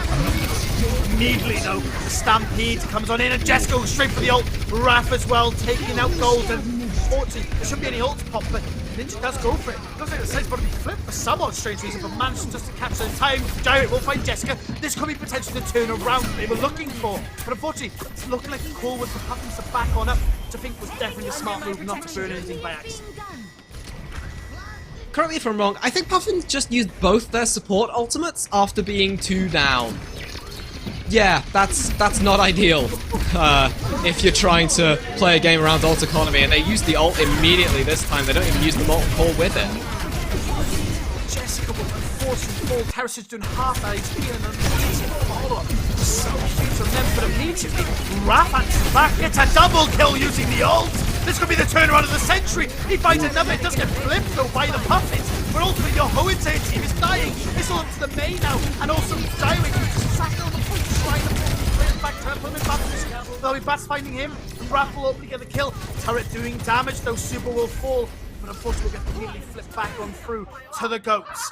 And well, Puffins did well there, but ultimately, is it enough still? Yeah, Puffins did very, very well to get a reflip there and push it all the way up to 86%, but the Goats are slowly encroaching upon that number. And the Puffins going for a less organized push. They're all very split out, especially for a brawl comp, and it's that splitness that allows Wrath to take out Golden. Most definitely so. It's coming on through now, though. Immediate Riptire comes on in. Motor will get a kill straight onto that Torbjorn. That's a huge flip. Like you said, it's exactly flip the site, which is exactly what you want. That time is ticking. They keep managing to do that. Raph gets taken out by Golden. This is huge. You definitely don't want it to happen. Gyrate takes out Super. And it's unfortunately going to look like Puffins are going to manage just to keep things alive. They're trying their hardest to stay in on this. Jessica Terror Surge, though? That's fighting Ninja. Gyrate will fight Bats. It's up to Jessica now to try and live on that site. But it's not looking too good. The contest comes on through, but with all his ults on the site, it's not looking like it's going to be too much. Raph, unfortunately, cannot show him his muscle on through. Tries to come on through with Motor. But ultimately, the Puffins will write it home. And well, they will indeed take it home. And they will win. Yeah. I would like to remind you, before you get too ahead of yourselves, that the series is tied up now. It is 2-2. We're going to have a control map as our last one. But man, the Puffins have really earned it this time. And yeah, you remember when you doubted me when I said reverse sweep? I'm just going to remind you of that. I had faith in the Puffins throughout this entire series. I had faith that if they, you know, went over to the Lucio, started playing the brawl comps, that they might be able to bring it back a little bit, and look what they've been able to do. You know, I'm pretty pleased with myself. I don't want, if I have to be honest with you, just for GOAT's sake, I don't want to live in a reality where the Puffins win. Not because of the Puffins, you know, nothing against the Puffins, but Goats, man, you can't be up that dominant. They were literally, I'm sorry, can we just say, we were literally saying, I'm not going to lie to you, after the second match, and maybe you were the same, I was writing home. I was like, yeah, man, now Raph, Motor, it's done. But Gyrate's woken up. Todd's been playing amazing on that Lucio. And Golden as well. What on earth's that May? I mean, he's playing the devil. I absolutely despise May. I think everyone does. But you cannot lie. Golden is the man who's just putting in so much effort with that May. And oh my God, is he doing a good job with it? Yes, he is doing a good job with it. I've answered your question. That's the long and short of it. I mean, yeah, they've just done so well throughout this entire series, especially, you know, to come back from like 2 monumentous losses. I cannot stress this enough. The amount of mental fortitude that you need to have to not just give up after those first 2 maps and be able to pull it back on New Queen Street and have such an advantage. It does not go without mentioning. It does not, and I have mentioned it now. Oh yes, you are most certainly right. And well, the interesting thing is now we're going to go straight into an escort map. It's going to be really interesting to see that. Obviously, we did see Route 66 just a second point. Oh, actually, we're going to go into control. Apparently. Yeah. Yeah, I just realised that. My brain is in that we're already into the second matchup of the day. So is mine. Like, control, let's go escort. But no, of course, because we are in that overtime, we can't have another draw. So we're going to go into control once again. My apologies. That's me quick thinking, you know what I mean? That's me trying to speed things along. I don't even want to live in a reality where this is a sweep back. I mean, I do, honestly. I love a reverse sweep. What can I say? I always enjoy it. I always enjoy it. And it's just been a great game so far. It just feels like I've been here forever, but I've just been loving it, frankly. It's just been fantastic to be here. Oh, most definitely. So, and the best part is that it's not even like Goats were playing so well. They started to absolutely fight back, and then Puffins all of a sudden have just swept through. It's literally been toe to toe, back and forth. We're like, oh my god, Goats are now back into the favorable team. Oh, hold on a minute. Puffins are back, and then all of a sudden it's Goats again. We're like, Rafi's popping off, and then all of a sudden it's Gyrate once again. And of course, we're going to be hopping into what will be our final map. Oasis. Oh, Oasis. This looks good for Goats. Oasis is famously a map where you can play those flying characters with relatively little interference. I mean, I remember back in Season 1, you know, this was like the only map, I think, that the London Spitfire didn't really have a lockdown on for the longest time, just because Prophet just hadn't quite learned how to play the Pharah yet. That's just how key the character is on a map like this. It would be super interesting to see what Raph can get done, particularly now because he doesn't have the Mercy Pocket from Super JC. They've gone over onto the Ana instead. Round 1. Capture Oh, most definitely. So it's going to be interesting to see. Like you said, you know, it is a lot of long sights, but if you could play like the high ground, for example, and sort of play with that Mei, this could be huge. Which looking like potentially that's what the game plan is right now. But if Raph could take that high ground first and not at least start spamming down, which is looking like exactly what he's on to, this could be huge. He has to force off because immediately Gyrate comes on through. He's going to drop down triangle behind. Oh, no. Ninja takes out Mota. I did How not on just earth see that. did Mota allowed that to happen? Gyrate comes on through. We'll find bats. Raph don't try and answer back. He's trying to keep things alive. He does find one. Can he find a second? No, Jessica comes on through. Tries to force back these players, but ultimately Jessica gets ignored. Literally gets sidelined. Raph will fall, and ultimately Puffins will be the ones to take the first edge. You know, walking straight at someone as Tracer is like the first thing you get taught in Tracer school as to not do. You don't face tank. That's not ideal Tracer gameplay there. And I think Mota just flunked out of that specific class of Tracer school. The Goats now though pushing on in, trying to find something. They do find Blue Fox. I mean, what a fight has already taken on out. It's almost close to flipping, but they managed to touch back on in.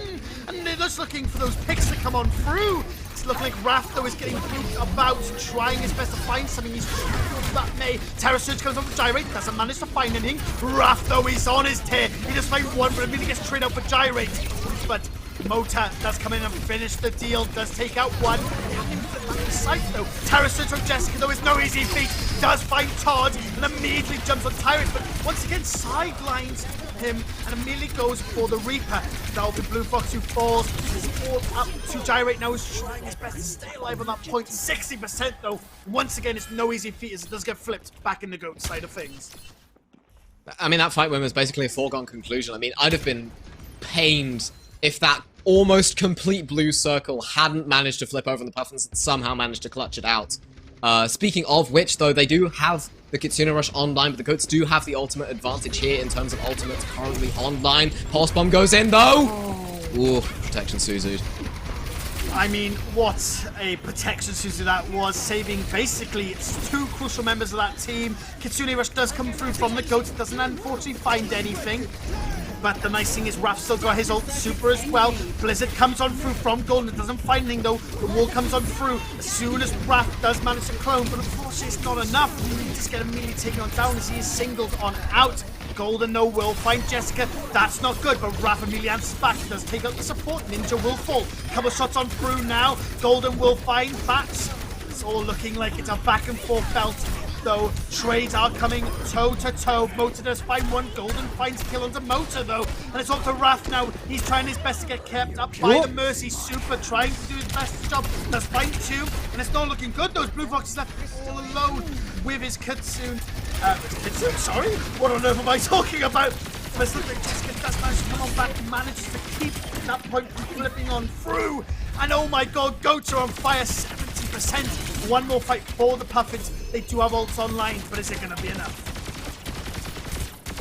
I mean, the Goats are having a good time today. I mean, they've been able to come back from a huge deficit created by the Puffins, and now it's their turn to be the ones on the offense. But the Mercy's been caught out. They just didn't notice and took out Raph instead.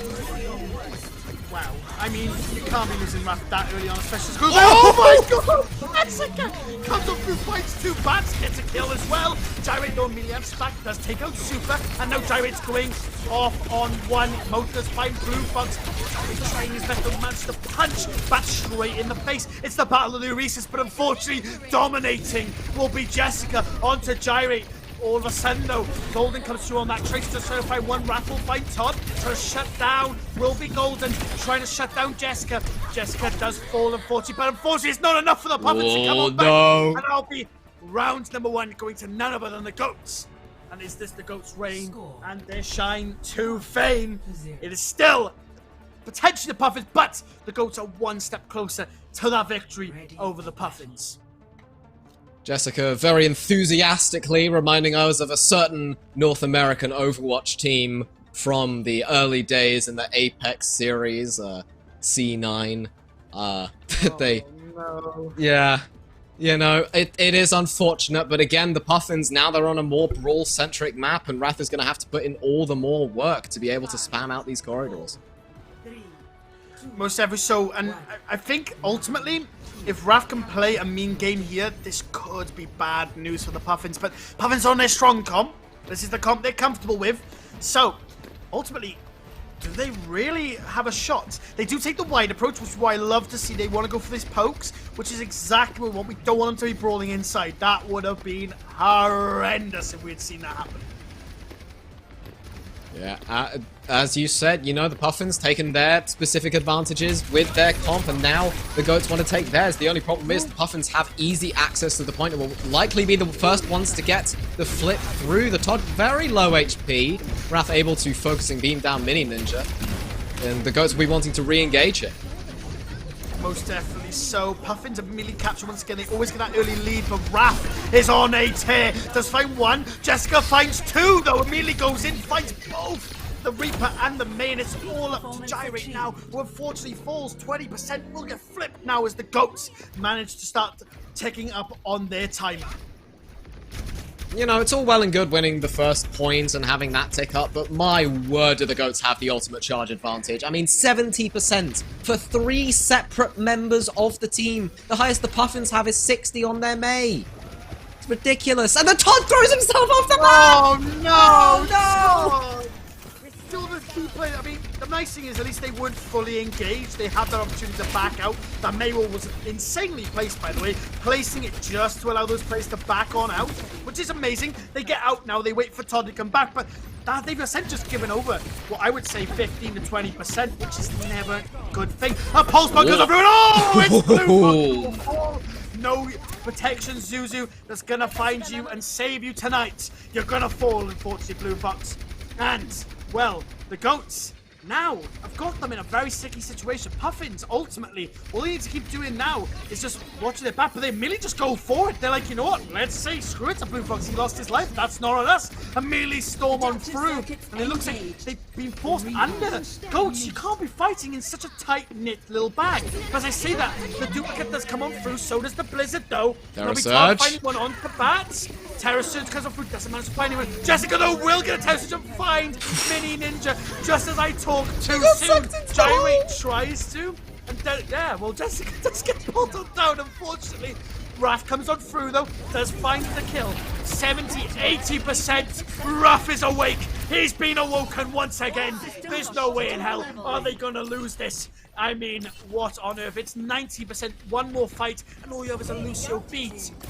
Oh, it's not looking too good. Oh no! The pin. Oh no, it's the Hog! Oh, it's Winston. It's the Winston now. Oh, There was a heart attack. For anything they can, they're just trying to hold on to that everything. The beat comes on through, but is it enough? Unfortunately, it's not looking like it, as the target priority is so strong by the Goats. But the Winston jumps in the back lane. Raph will find Todd, however. Bit of pressure getting applied. Doesn't mean the TP will have to come on through, but ultimately Jessica finds one, Motor finds another. As the kills come on through, Blue Fox will find Super, which means Raph is slightly exposed. But is that enough? Unfortunately not. No, Blue Fox will fall to Raph. Bats will go Gyrate, and that's all she wrote. The Goats take our series, and almost a queen sweep from the Puffins. Yeah, honestly, you gotta give it up for the Puffins there. They fought valiantly through that entire map, but at the end of the day, the Goats just had the better pick potential. You know, they had more people there, they had more fights won, frankly, and I'd almost go as far as to argue they just had the better ult economy. Oh, most definitely so. I mean, the one thing that we must mention, I think, during that whole entire sort of game was this constant back and forth, man. I mean, Puffins getting up site early is exactly what they want, but ultimately they just couldn't deal with the pressure that all that damage was getting spammed in. It was so much that eventually it just crippled them down. They got so low that as soon as Jessica went in, she spun, creates so much space. Raph is then beaming down those targets to a low without any protection. And I mean, it was just so well executed. You have to say, Goats, they played hella good at that last match. And well, they needed it. Yeah, I mean, fair play to all involved. I mean, the Goats, you know, it took them a while, let's be honest. It took them a while to finally start getting some momentum back, but they got there in the end. And were able, you know, to win Oasis in a rather convincing fashion, actually. Like, that second, you know, I think it was close. It was close. But at the end of the day, you know, I'm struggling to find the words. It just, I'm tired, man. This is a long game. It's been 6 maps. It's supposed to be a best of 5. I'm tired, man, okay? I mean, let's be real.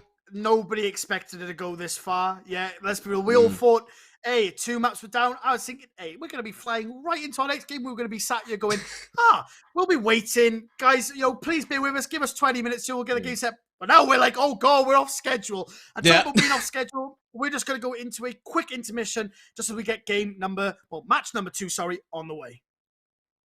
See you in a bit.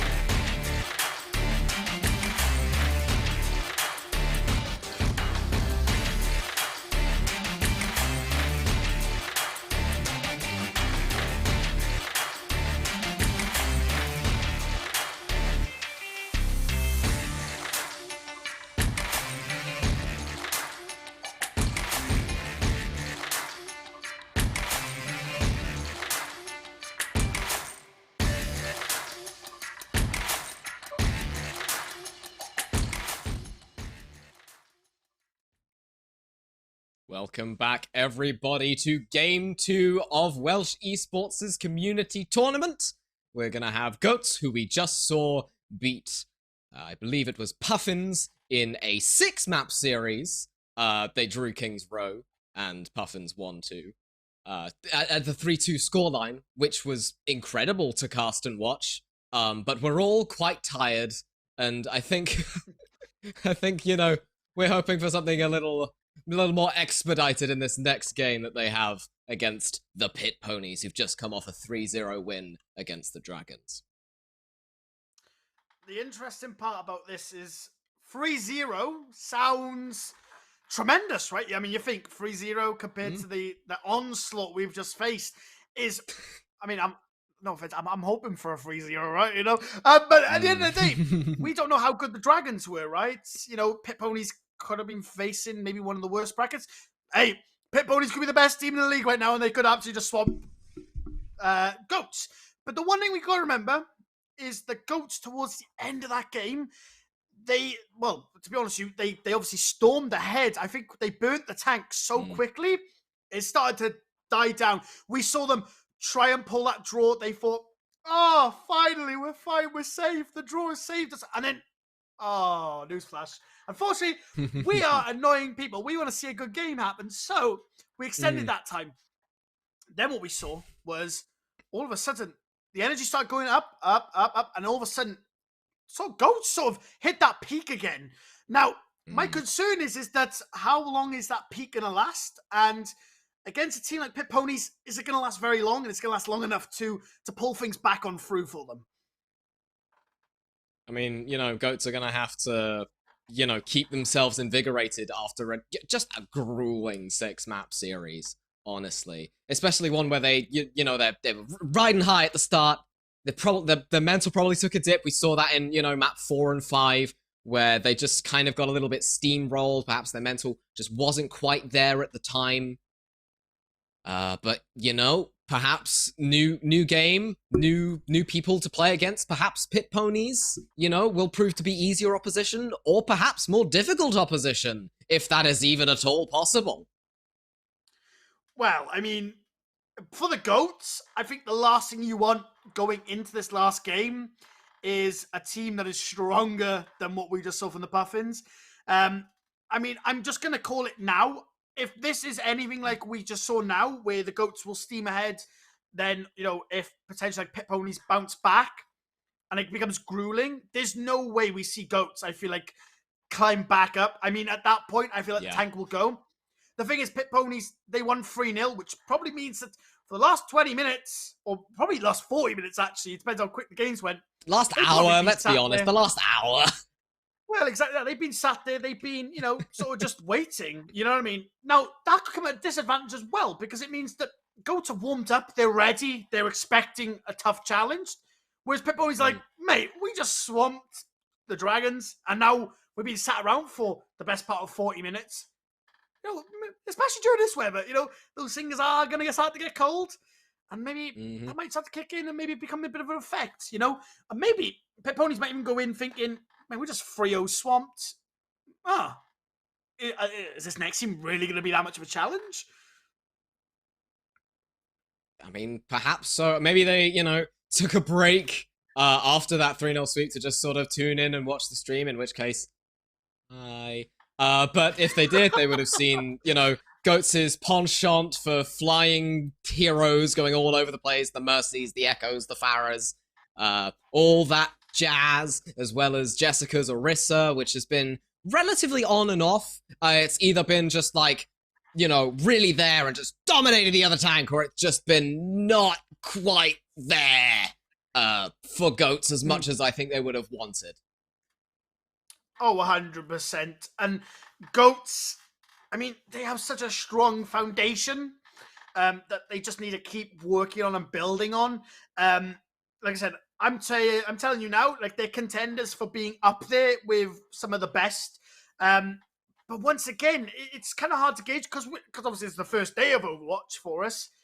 We don't know what the potential people are. I mean, let's be real, the chances are very, very slim, but we could have just seen two of the worst teams battling out, you know what I mean? that could be a possibility. As much as it pains me to say it, we just generally don't know, do we? And that's ultimately the surprise, and I think that's why I really love. And that was something I kind of missed when we were sort of when I did Siege on Tuesday. It was very much like we went into another 2 sets of teams. We had to readjust again. Going in now with Goats, we know what the game plan is. We know what's about to happen, and we're about to see what's about to happen as we're going to be very, very shortly kicking into map number 1, which I've just been informed it is none other than Busan. I mean, it's either very lucky for Goats because they've just played that map, or it's incredibly lucky for Pit Ponies because they know exactly what Goats want to play on this map here. Oh, I Am Noob is playing. Funny thing about that was when I had casted Rainbow Six. I don't know if it's the same guy, but there was a guy called I Am Noob. So if it is the same guy, well, I guess he's multicultural, right? But it's looking like as of right now, Raph, Mota gonna stick to a very similar game when we didn't really see Mota on the McCree match.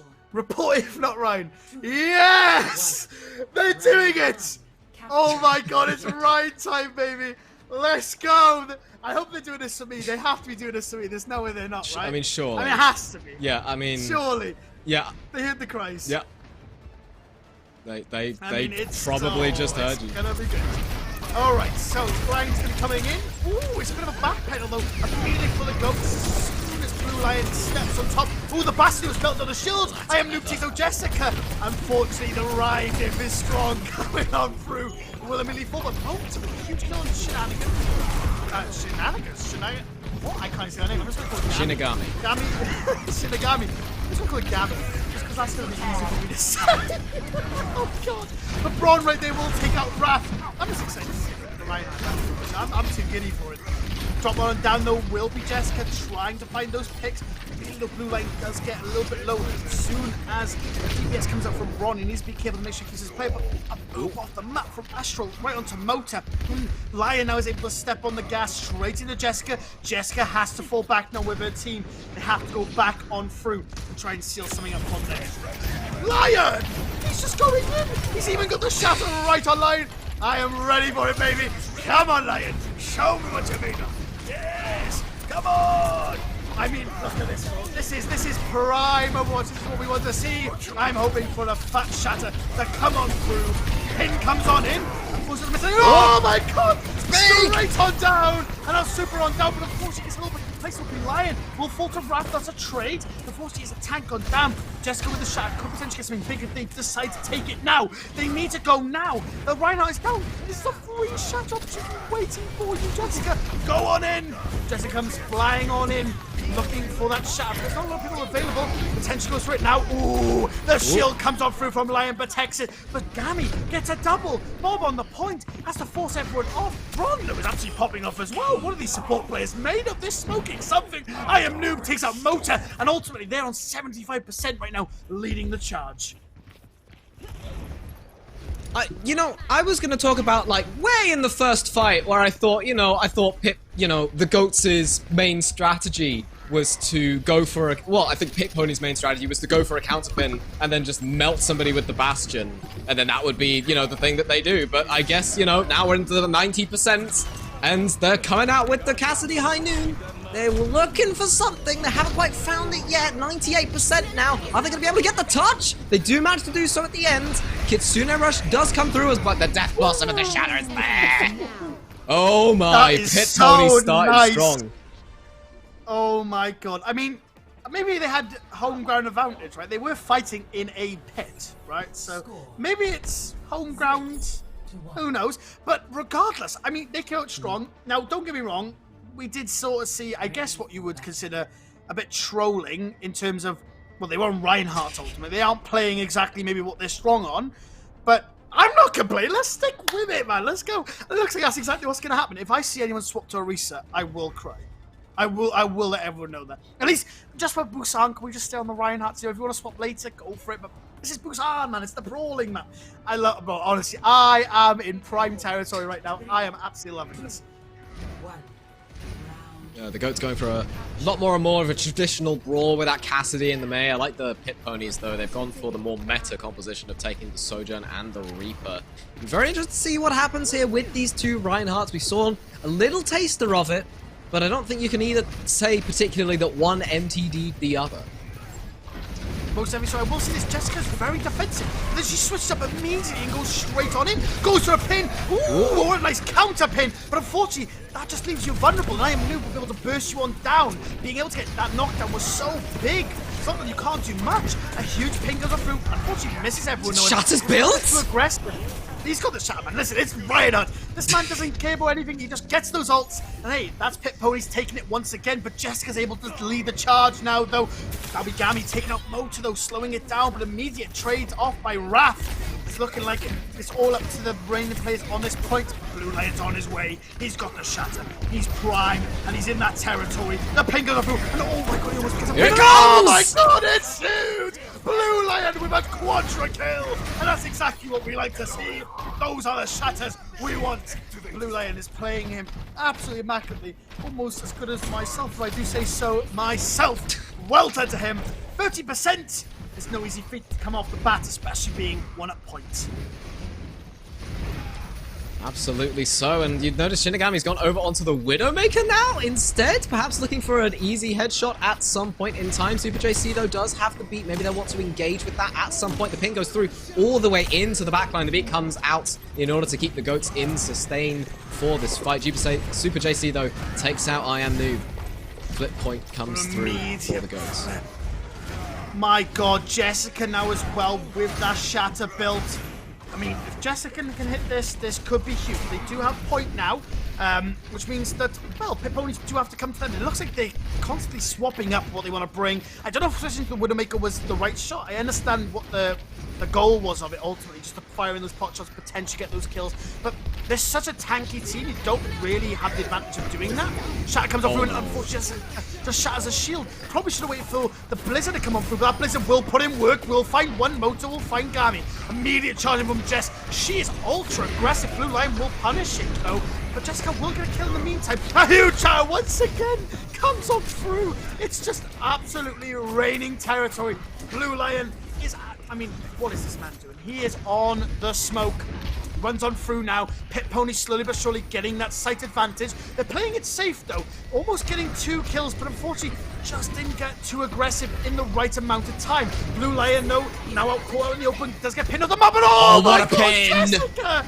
That is what you call an MTD at its finest. Kitsune Rush comes on through, and unfortunately, the time bank for Pit Ponies is now gone and fallen in the side of the Goats. Goats now lead the charge. Motor finds Gami, but I Am Noob finds Jessica. An immediate trade comes on through. Super is trying to find his best to get in through. I Am Noob, though, absolutely leading the charge. Raph will find him, though. Bats the will to go Astral. Blue Lion comes on through. Will try and save his team. Can he get the last little kill, though? And he does with the Flame Strike, sorry. And well, it's just been flipped back in the favor of Jessica. Maybe have just given away the game. No, Blue Lion extremely close. Does manage though to get out with that charge. That was really well played by her to get out. Almost threw things a little bit there.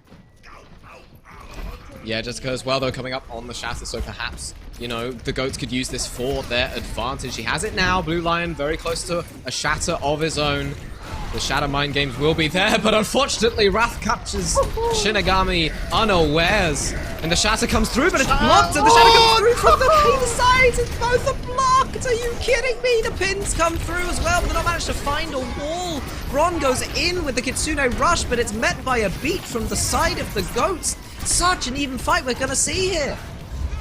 Most definitely so. Those ults are all coming in crucial moments, but nothing's really been executed from it. But as I say that, Gami will find one execution, and so will Blue Lion onto Wrath. The pin comes on through straight from Blue Lion. He is showing his immenseness, and a huge shout from him. I Am Noob finishes and seals the deal with that decimal. That Bob goes on the point, 99%. It's not enough for 40 Goats, and I'll be Pit Ponies taking the lead and doing a prominent job at that. Yeah, Pit Pony's doing very well to capitalize on, you know, perhaps a bit of exhaustion coming through from the Goats. You know, a bit of fatigue, perhaps something I'm very familiar with. I would like to point out, though, Shinigami was, like, perpetually switching characters. Like, you'd see them on the... They'd start on the Sojourn, then they'd go to the Ashe, then they go to the Widow, then they go to the Ashe again. I'm surprised that it actually worked out for Pit Ponies, to be completely honest, because there's a lot of mystery heroes going on that role, but it ended up working out for them very well. You know, perhaps the goats were just a little bit too tired. I mean, Reinhardt. There's no other words. My boy got played. Honestly, whoever decided to do that, I don't care who they are. I don't care if they're on goats. They are the MVPs of that match. Ultimately, they gave me exactly what I wanted. Listen, if you're gonna keep playing Reinhardt, happy days. That's all I gotta say. I'm living life. But hey, listen, I'm complimentary now. We got a full map of Reinhardt. I mean, there's nothing better than that, right? I mean, we saw suggestional comps come on through. Like you said, there was a bit of mystery heroes going on from Pit Pony's side. I think sometimes a few of the swaps were a bit like, why? But I mean, ultimately, they came out on top. So can I fond of them? Most definitely not. I've also got confirmation as well that I Am Noob, unfortunately, is not the same one from Siege. It just seems like everyone has the name I Am Noob, which is always brilliant. Yeah, a lovely bit of self-depreciating humor from the Siege and Overwatch community. I think that's relatable, let's be honest. But, you know, I'm not particularly looking like much of a noob in that game. Let's be honest here. Did very well. Oh, most definitely. So, I mean, those Death Blossoms, and I mean, just the ultimate, you know, just in general of just his play. I remember we saw very early on, especially on Mecha Base, Jessica came in for a pin to try and basically just strike everyone off the map. Brilliant counter pin by Blue Lion, makes them drop.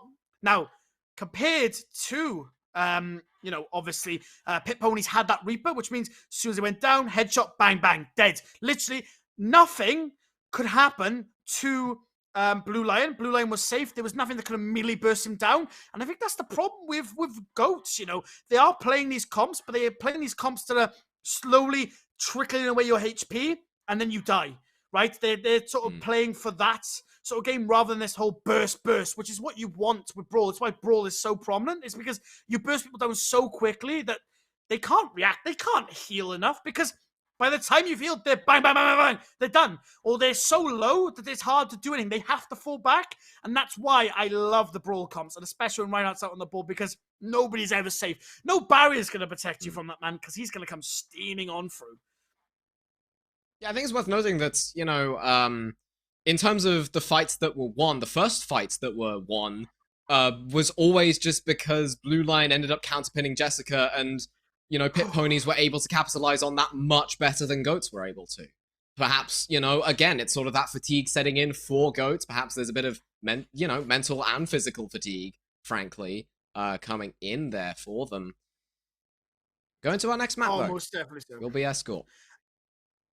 Lovely stuff. And it's, it's a new one. We got Circuit Royale. Now, I'm fond of this map up until you go inside. Then I feel like it gets very stale very quickly. But I love the whole, like, you know, the move about, you know what I mean? Like the road, like the sort of like the road that goes up, I guess you could say. The diversity of that is nuts. Yeah, you know, I just tend to like this map anyway, because me and my team, we're just, for whatever reason, we're just really good at the Sigma comp. And I have no idea why, but whenever we pull it out, it just works. And I personally can't explain it.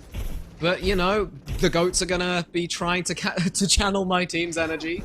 They've put Jessica on DPS and put Motor on Sigma. Not quite sure what to make of this swap, but you know what? I know exactly what. You know, I'm here for it.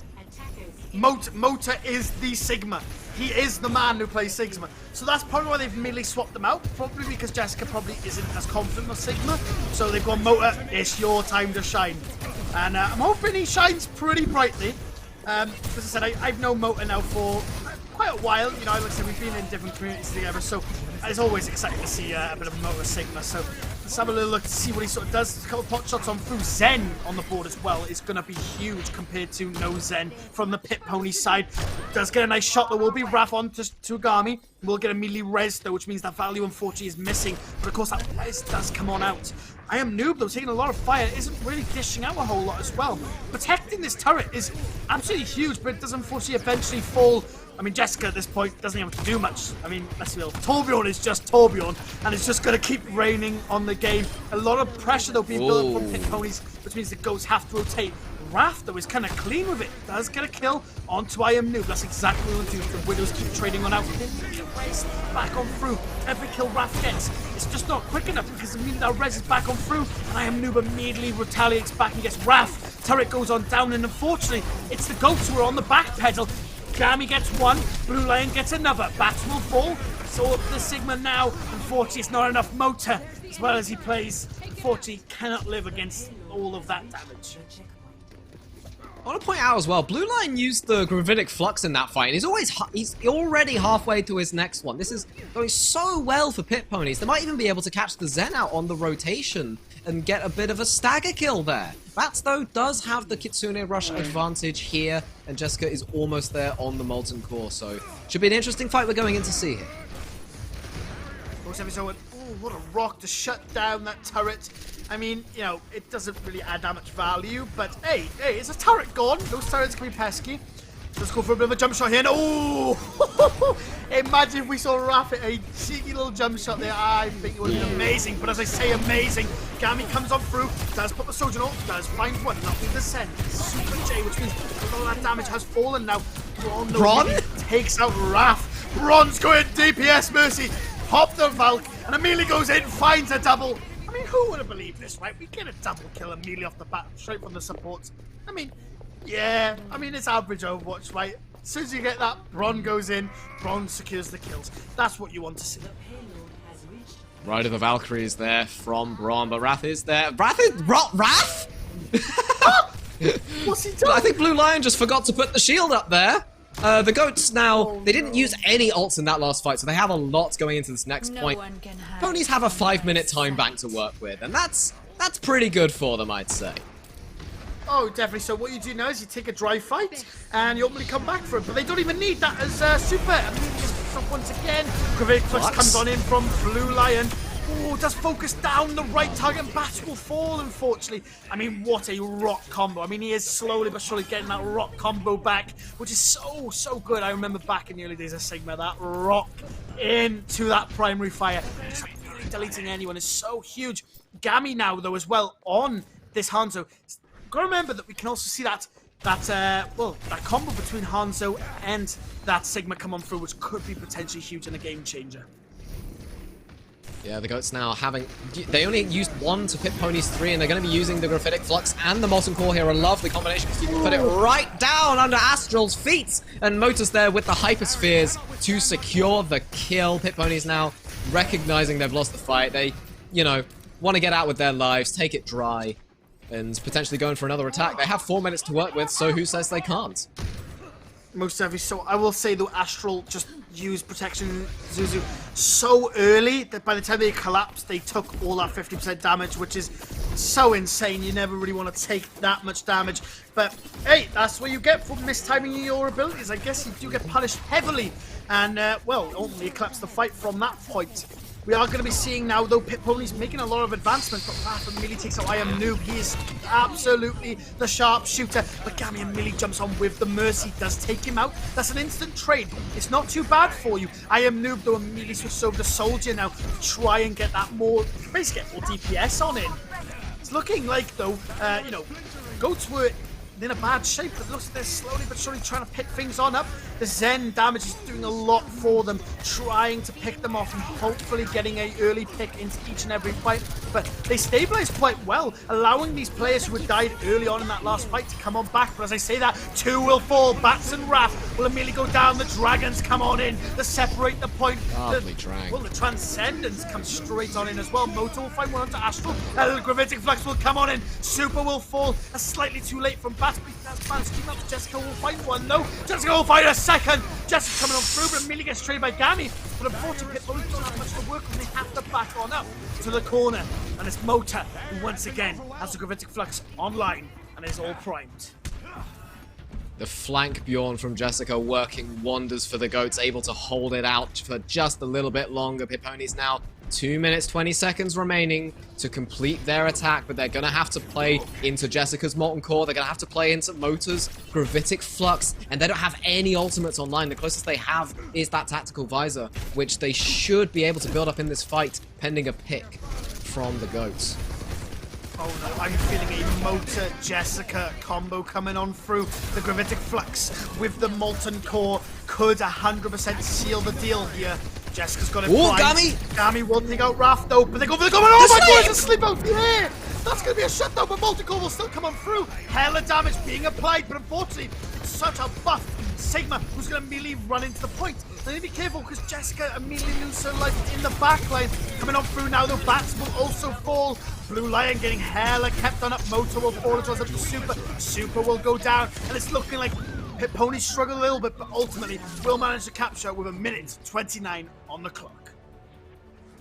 I think the GOATs did well there to hold Pit Ponies from that 5-minute time bank all the way down to 1.5 minutes, but it just remains to be seen whether or not the GOATs are going to be able to complete the map at all. I mean, Pit Ponies, you know, they haven't had the most dominant time in terms of the sniper duels, but it's just their ability to consistently win fights that's been giving them the edge. And the GOATs is, I'd rather say hesitancy to use ults as the initiators, especially on that second point where they had 4 in the bank and just decided to use none of them in order to hold on to the point. Yeah, I mean, exactly that. I mean, wow. This is such a back and forth belt. You know, that first game I was a bit like, oh, here we go, GOATs is dropping off, but they are showing up, especially our last defense. I mean, it was definitely tough for Pit Ponies, and like you said, you know, when it comes down to it, at the minute, it's more of a case of who's got better ult usage and who's got better ult sort of delegation, right? It's all about making sure you have them up in the right times because, well, ultimately, both these teams are capable of getting those kills and ultimately steamrolling with them. Frankly, both of these teams very capable. Wrath is on the Widowmaker on this offense. They put Jessica on the Junkrat and the Jess Rat. I'm liking it. I think Pit Pony's going to have a difficult time dealing with the spam from the Junkrat, especially onto that Sigma shield. I mean, if that breaks, then Wrath gets a free headshot, so there's synergy there in that DPS lineup. And Blue Lion not playing in a particularly good position for a Sigma, playing on that low ground. Not ideal. Yeah, most definitely. So you want to sort of be with the Sigma at all times. I mean, especially when a Widowmaker is on the board. You know, sort of whenever you leave yourself vulnerable, it's just not a good time. But Gami immediately takes it, takes 2. He's absolutely shredding. He immediately gets 2, drops them off. And like you said, you know, I think the Junkrat's a good idea to burst down those barriers, but I think Soldier is able to consistently do that DPS better at the longer range compared to Junkrat. Which ultimately just leaves, once again, Gami with the opening positions, forcing out those barriers because Soldier's able just to melt on down, also start getting people low, and ultimately just forcing people into bad positions they don't really want to take. We do see Wrath now on the scout, looking for that player that's managed to get a shot, but a huge barrier to save Blue Lion. Stuff like that is moments in Overwatch that don't really go or get really talked about much, but stuff like that really does win you games, protecting that player. Ooh. And unfortunately, the protections are enough as Gami immediately falls to Wrath. He's on a killing spree now. He's looking for more. Luckily, if those players do take cover behind natural cover. Jessica, though, goes in, Wildfire Astral. Is looking good for Pit Ponies. They slowly but surely start to lose the space that they had. And unfortunately, they need to drop back. As Motor takes this high ground, will start pressuring up these barriers. They'll be on extremely low. Ooh, the rock, though, to set them on down. Braun just about getting out with a nick of HP. Needs to be careful going in once more. Both the Gravitic Flux and the Nano Boost are coming online for Pit Ponies very, very quickly, and they don't have the Transcendence quite yet on the side of the Ghost to be able to respond to that. The Gravitic Flux comes in, lifts them up, and 2 fall as a result.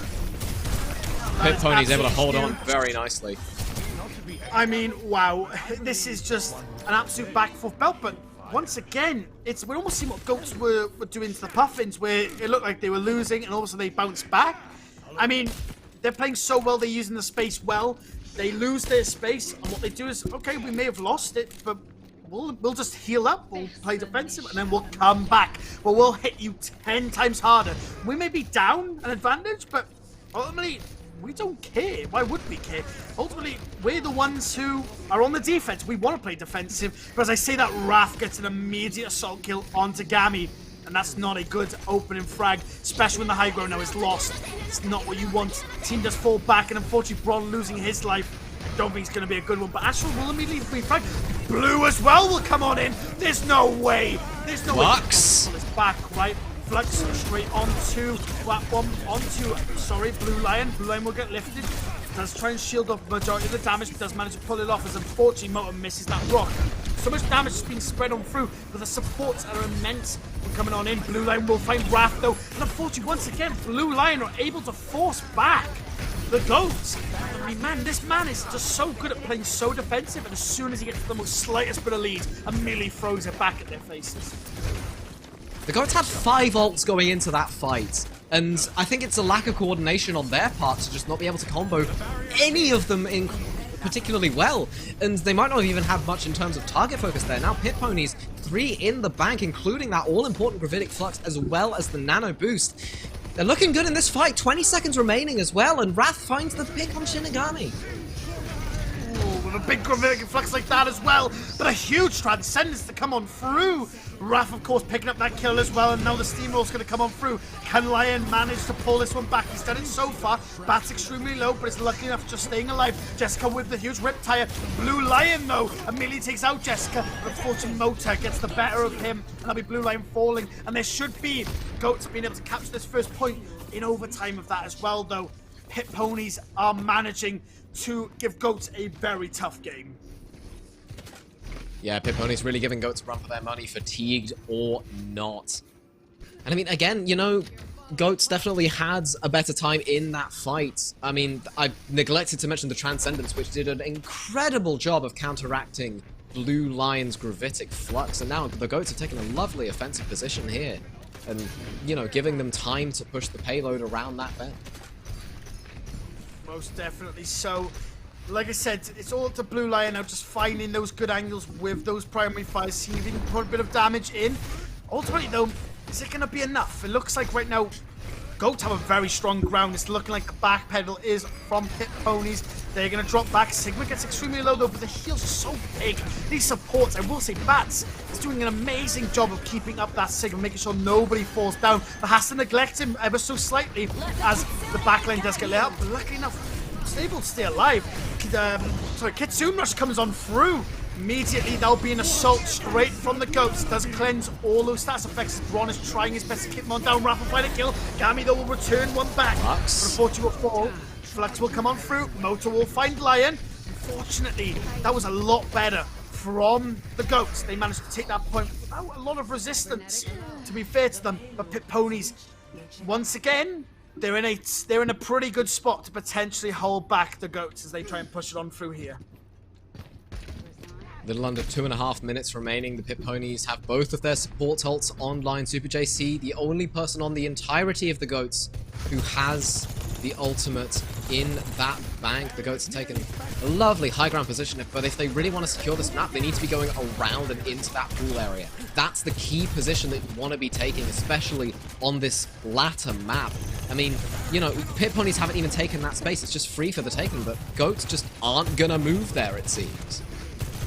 Yeah, no, definitely taking that spot is the best because you have an overlook of absolutely everything. You have such a strong position to hold. But also they're just going to keep trying to fight traditional, seeing what sort of damage they can get in. Motor gets extremely low, but instantly returns to Kitsune Rush now coming through from the Pit Ponies. They're looking for potential picks, and one gets found as Blue Lion finds Super, and it's looking like the staggering is going to start to commence as Lion just starts firing primary fires right the way in. They're getting everyone extremely low, but unfortunately no follow-up from the rest of his team, so no one will fall. Back on the high ground now, though, and there'll be a huge rock coming through. Gami finishing off Wrath, finishing the deal for Blue Lion. 2 players are caught out right now, though.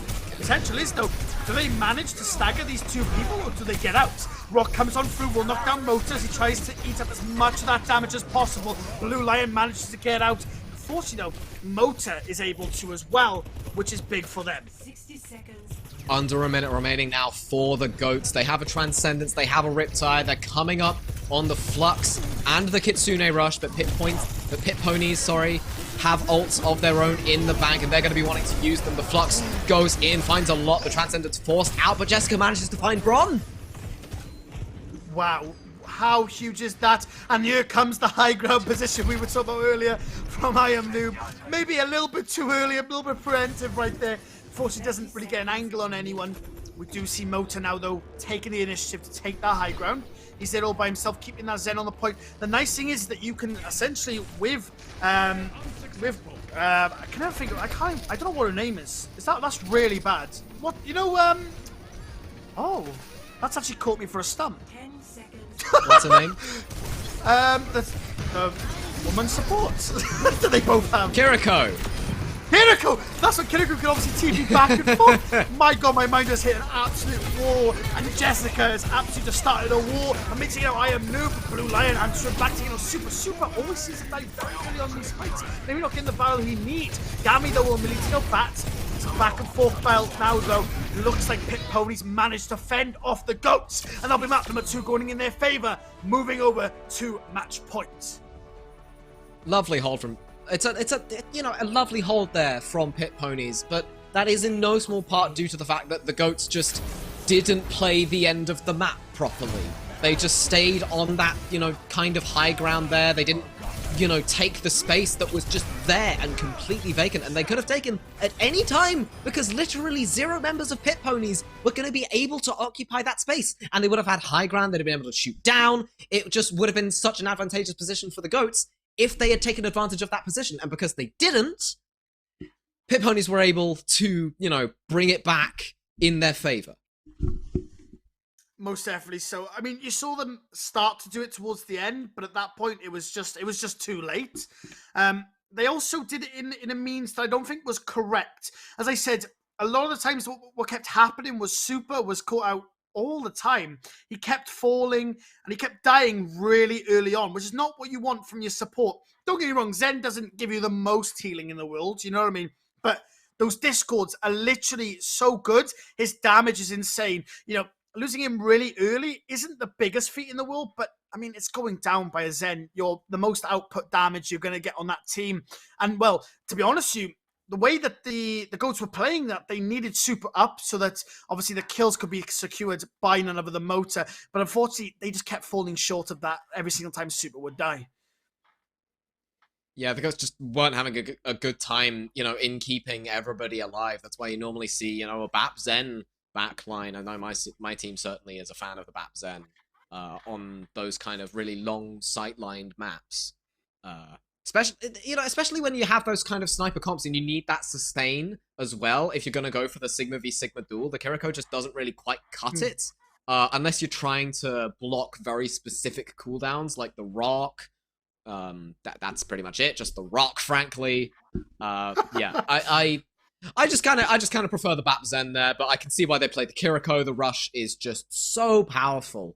But it doesn't really feel like either team were able to utilize said Rush particularly well. It just sort of felt like the punctuation to the end of a team fight rather than a huge factor in it. It'd be another ultimate that'd be getting most of the value, and the Kitsune Rush would just kind of be there to add it. I haven't really seen the teams taking full advantage of the space creation that the Kitsune Rush can really provide just yet. Oh, 100%, yeah. I mean, as you said, it was just sort of thrown down and hope everyone would sort of run. I think, though, it was kind of hard to execute anything with the comp that they were using. I think ultimately all they were trying to do was use it for basically a faster barrier break. So you throw it down, everyone starts shooting faster, which means, in theory, more DPS comes out. And I mean, I don't know about you, I know they did turn it down massively, but I remember when Overwatch 2 first came out, I remember Zen. What a lethal man with that Kitsune Rush. I just remember... That was just a bug. That was a bug. He'd go from just, he'd go from, like, Tai Chi to just Neo in the Matrix at, like, the very end, where he's just going for, like... I remember there's, like, a specific scene where just, like, Agent Smith is just going for like several punches at a time, and you just see the blurred hands, and it'd actually just be 4 like separate impacts. That's basically what Zen was like. It'd just be that. You'd just have quadruple the firing speed, and your tank would just be dead in a matter of seconds because it's Zen. Oh yeah, and then obviously the Discord on top of that as well. I mean, it was just too disgusting. But ultimately, like I said, it just came down to that all they were trying to do was just get that Kitsune Rush, I think, just to break those barriers, maybe just sort of, obviously, when you hear, let the Kitsune guide you, the first thing you think is, oh, fuck, they're going to run on top of... Sorry, I shouldn't swear. I should swear, but ultimately... Well, it's accurate, Back. Well, it makes everyone go, what the hell do we do? They run back, and then hopefully that gives you enough space. Also, I apologize to everyone in the stream. I didn't mean to swear. That's bad of me, that is. I do apologize. Oh, God. Oh, I'm not built for the streams.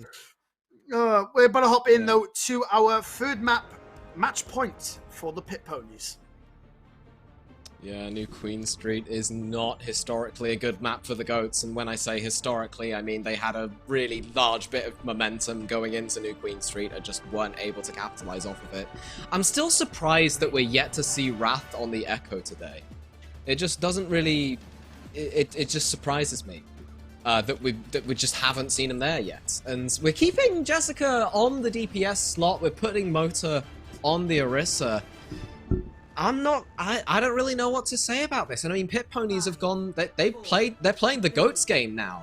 They've gone for what GOATs want to play, except they've gone Zarya. And I'm not quite sure why they've gone Zarya, but you know what? If it ain't broke, don't fix it. Well, it's exactly that. Now, I wouldn't be saying why the Zarya if we were talking early days of Overwatch 1, but now I'm going to ask you why the Zarya. Now, the one thing that Zarya does have an advantage of is obviously majority of Orisa's abilities get shut down ultimately by the Zarya, but that's if she gets fed. Let's be real, don't shoot at her, right? And you're basically sort of fine. Now, it looks like immediately Mota goes straight for Astral. Astral will fall. That's an unfortunate start for Pit Ponies, but it's one that, you know, it's not too bad. But as I said, that Gami will get killed. Res will come through from Bron, though, meaning that they're back in the fight slightly. They are still down that one down player, but obviously it is Kirikos who can obviously TP. And, ooh, okay, Blue Lion comes on through. We'll find Wrath. Comes on through now, getting that charge up, trying to keep that momentum in their favor. Like I said, Orisa can't really do a lot. Like, you know, a lot of the times what gets Orisa sort of going is obviously that javelin spin straight into the team. He doesn't really have that advantage with the high charge Zarya. Just looking like, hey, let's shoot at the Zarya, guys. I mean, let's keep beating her because that's going to be a fun time, especially when she's 80% on her ult. Hey, now 90%. Yeah, I mean, as you said, I will say though, I think Blue Lion initially within that first fight was quite negligent in terms of not keeping his whole team in line of sight so that he could potentially peel for them with the bubbles. I think he's been using them very selfishly just to try and gain charge, which isn't necessarily the worst thing in the world, but like, you know, the whole point with the GOATs is that they don't want to fight the front line, they want to fight the back line, but they're not going to be able to fight anything at the moment as they've been grabbed and just are taking a lot of damage, and they're just all dead now. They're just dead. They're in the ground, buried. Pit Ponies, with all the horsepower in the world, continuing this momentum. I mean, wow. That's what you want, ultimately, right? I mean, like I said, I knew as soon as I saw Blue Lion with that ult, it was going to come out. It was such an early one. I mean, it's always going to swing a fight, right? Ultimately. Wrath immediately takes up Gami, though. That's a huge potential lead for GOATs to work something on back. Is that so far in? I don't think I can get res at all either, which is so unfortunate. Kitsune Rush comes on through. Once again, not really used for... I mean, it was useful for a push, but they were already on the back foot anyway, so all of a sudden they're just out of line of sight of it. So it almost seems like all they really wanted to do was just give them a speed boost, which, hey, I guess it's alright, but you haven't really got much variety off of it. Maybe it would have been better to save that for the next fight and potentially just storm on top of Blue Lion. I mean, like, what have I been saying? They're not using Kitsune Rush to the fullest extent, and that's just it right there. They had Pit Ponies on the back foot already, but they decided to use the Molten Core and the Kitsune Rush as well. And now Pit Ponies have gotten 2 separate picks, 3 now coming through, and the GOATs have nothing to show for it apart from a Torbjorn that's just leaped off into a motorway. Oh god, that's put a bad picture in my mind. I'm just picturing Torbjorn just getting run over by a 12-wheeler. That's my crippled mind for you. But we do see Blue Line immediately taking this high ground, which I think is a brilliant idea to do. You want to take this. They're going to try and force you off, and that's pretty good. Like you said, the spawns are now up as well. It's looking like at any second now the fight will commence, but it looks like they've been forced back off this high ground. A couple of shots coming through from Wrath. He's going to take back that high ground as well. Starts firing a couple of shots. Need to be careful with there, I am noob. Now listen, Wrath ain't no different from that, well, ultimately from that Echo. He knows how to deal with it. He's so prevalent on it, but once again he shuts him down. So does Moto get a kill. It's looking like GOATs might potentially get something on the work now as Moto gets himself another kill. They just need to go Blue Lion now, who's struggling in the back. That places a nice headshot clean onto the dome of Blue Lion. And well, that robot is on the run back once again. But it does give Pit Ponies enough time to potentially come back and start pushing that robot once again. Yeah, 6 mins to go, and Astral has the Kitsune Rush available. I am Noob, again with the duplicate. Shinigami, for some reason, swapped over onto the Widowmaker. I don't really know. Maybe they just like playing it. Well, they're not going to like playing it anymore, as Raph has just taken them out with a headshot. It's not looking particularly good. I mean, the overclock comes through as well, just to make sure the res can't happen. And yeah, the goats are going to finally be able to get a little bit more progression. Bron, you can't be doing stuff like that. You can't just sit there and start rising, man. Oh. I mean, hey, the main thing is, I guess you could say, in an essence, is that Raph is absolutely popping off. Never mind, I take everything back. I was going to say, Raph technically wastes that all, but hey, he's popping off. He's even just staggering his team even more. I wouldn't be surprised if we see the capture coming on through right here. Blue Lion is trying his best to try and make something happen, working his way back. Kitsune Rush comes straight on through, and I think this is a prime example of where it needs to be used by. I am Noob, though, immediately snaps back, but Motor will snap back as well, taking out Blue Lion. As soon as Blue Lion takes out one, duplicate will come on through, will get shut down though as soon as the Molten Core comes on out. That robot is edging his way ever so slowly to the objective. Unfortunately, Pit Ponies just about come out on top, and the goats have to retreat, meaning they don't manage to capture that, which is going to be very detrimental coming into the later half of this game. Pit Ponies invested 3 ultimates in that fight compared to the Goats 1, but it was completely worth it, in my opinion, to prevent them from getting those forward spawns. And now, you know, if the Goats don't play this right, Pit Ponies are going to be able to get those for free. Oh, most definitely so, and I am feeling a big gravitational surge, sorry, coming on through, and it is indeed, but the beat does manage to save it. He's inside the Molten Core. He needs to be careful of that. Raph immediately snaps on to Blue Lion, but I am Noob answers back with a kill to Jessica. And of course, it's a tank for DPS, which means you have to back on up. After all, Raph back immediately answers back with a kill onto I am Noob. It's a back and forth belt coming on through. With no real winner, it's so hard to tell what's going to happen. Blue Lion immediately starts back, but all of a sudden, Goats run away from 1 player versus 3. That was questionable to say the least, but hey, they gotta keep respect to this man. This man's coming on through, fighting the damage, and ultimately is just storming his way through this castle and is really trying to capture this robot.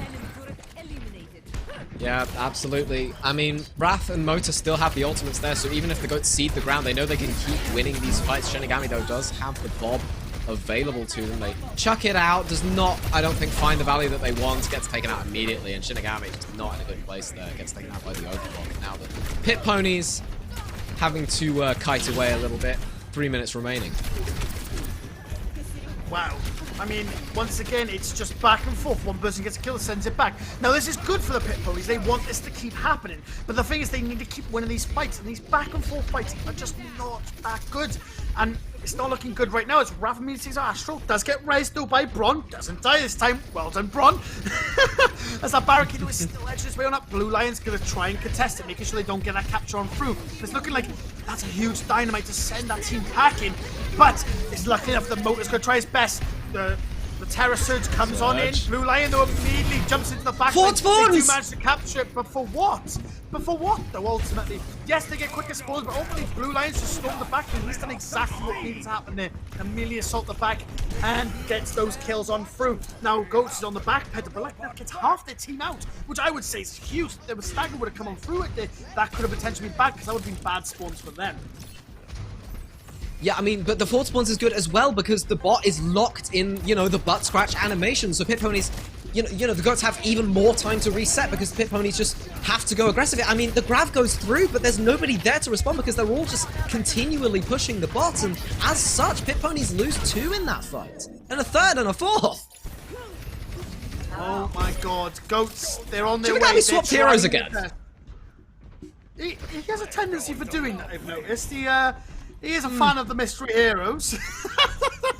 To be fair, it is good, especially when you don't have that much ult charge. You know, being able to gain that 30% instantly is, I mean, it's so huge, right? I mean, that's such a big change for them, just for the game in general. It does mean you can swap quite a lot, but once again, if you keep swapping, it means you don't really get any groundwork on the go. As I say, that groundwork's going to come on through Molten Core, but unfortunately, half it, I mean, actually all of it gets eaten immediately by I Am Noob, who duplicates. I mean, that duplicate adds so much value. Terror Surges as well, unfortunately, everyone runs out. Does get cloned back on through, though. And it's looking like Ooh, Braun takes heavy damage, needs to be killed, but Jessica will finish it on off.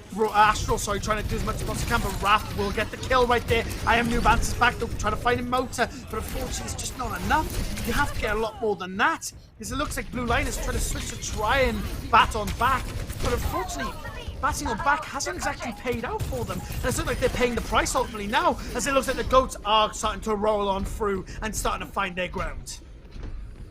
30 seconds remaining, the goats are poised to take the lead here, and that's detrimental to pit ponies. They don't have any ults available. Neither do the goats, mind, but at least the goats, look, they know they have the advantage, so they can just run away. They can take fights further back than they'd really want to. And now, with, 15 seconds remaining, the pit ponies have a long fight ahead of them. They have to be multiple in a row. Oh, and it's an even bigger climb as well when Raph is on the prowl and he finds I am Noob, and that's immediate pit ponies just sort of out of the game. They need something to come back here, and as I see that Gami climbs going on to Jessica. Is this the climb, the shame to fame? It's the next question. He finds another Gami. It's absolutely popping off. Finds a second, but if a third Terror Switch comes in, that will force him off the point. They need to be careful not to C9 though. Luckily enough, Blue Lion instead to keep it on up, but unfortunately, Motor's forced into an unfortunate position. Astral will get found. Blue Lion finds Super, and wow, the pit ponies are out. It's an overtime. It's an absolute brawl. 2 ults on the go now for the pit ponies, but 2 potential on the answer from the Ghost, potentially 4 though, about to come online for them. It's still anybody's game. Pit ponies have got one hell of a climb to go, but they can do it as long as they stay with it here. It's going to be up to the goats now though to be able to build those ults. We do see Super ult come back online. This is it. This is the fight. This is essentially it. The beat comes on in, and immediate fight breaks out with Kitsune Rush, but it's not enough. Unfortunately, I am Noob will fall. The Terrorists will come through. Super will get found though, and it's all up for anyone. It's Raph though, fighting Gabby, and it's Walder's coming off through still. Blue Lion fights Raph. It's just a back and forth. We don't even know who's winning at this point. Jessica. The trades! Oh my god! Blue Lion finds another! Multi-core goes up through the Blue Lion getting found! Mercy though, all stuck out of the way. Needs to be careful not to die here, but unfortunately it's will done. fall. Pit ponies, and oh my god! It goes right back into overtime, and it's Goats who will manage to not lose the set, and they'll manage to take that map. And oh my god! Wow! Oh my god! What an overtime! Oh god! Wow. The goats have pulled a Puffins. Well, there are. It's called Puffins, and that's what the goats have just done. They've just lost the first 2 maps in a demonstrable fashion, and then they've won New Queen Street. What's happening? What? What? I'm fearing our lives. If we have to do another 3 maps, I'm fearing what is going to happen to my voice tomorrow. Bearing in mind, I've got to work tomorrow, so if I'm talking with half a voice, that's just going to be interesting. I'm gonna love my life tomorrow. But hey, if it goes to 6, it goes to 6. I mean, wow. Wow. Like I said, there's no words to describe it. We've just been informed that once again, we're going to everybody's favorite map, Kings Row. Unless you're FunkyMonk, then It's overrated. you absolutely despise it. Listen, I don't it's not despise overrated. it. I just think it's overrated. Okay, it's a Okay, solid A what role tier do you map. play? All What role right. do you play? What role do you play? Honestly, I'm a Tell me. flex. I've played all of them. I've played all of the roles, okay? I play Okay, tank we're currently, alright? You're playing tank currently, so you should love Yes. Kings Row because that is the tank's domain. Listen, Kings Row is Okay. That's all about how the tanks move and feel. Li Jiang's better. Li Jiang is not even on Li the Jiang's they're on the better. same objective. You can't compare that. Now, Li Jiang is Yes, overrated. I can and I will. I can and I will. Listen, you can't sit you and I'll say... concede that Kings Row is Li probably Jiang. the best hybrid map in the game, but the best map in the game, full stop, Li Jiang. By far. No. Okay, Kings Row is the second best hybrid map because Hollywood takes that spot. But anyways, Kings Row is still brilliant. Li Jiang is okay, but that is also overrated. I don't think anyone Fine. could agree We're with at an impasse here. And you know what? I will take that on the chin because I'm sure I'll get a lot of backlash for saying that Hollywood is the best escort map. But at the end of the day, Hollywood, well, not our escort map, sorry, hybrid. Hollywood is Hollywood, man. I love Hollywoods because of all its little intricates. I mean, once again, Ryan has a field trip on that map, so that's probably why I love it so much. But as I said, Kings Row is one of those maps that's just designed for tanks. Think of all the different choke points we have. Think about how close proximity it is. It's a Reinhardt's domain. I don't think we're going to see him, though. But as much as I really wish we could. And it looks like we're going to be jumping straight in to map number 4, King's Row. I'm excited to see it. Hope you are as well, as much as you despise the map. Despise is a strong word, okay? It's a good map. I'm not going to dispute that it's a good map. I just think everybody overhypes it a little bit. And to be honest, when you scrim and you constantly ceding the hybrid pick to the other team, and they constantly pick King's Row, it gets dull after a while, okay? Nah, see, even production is on my ass here.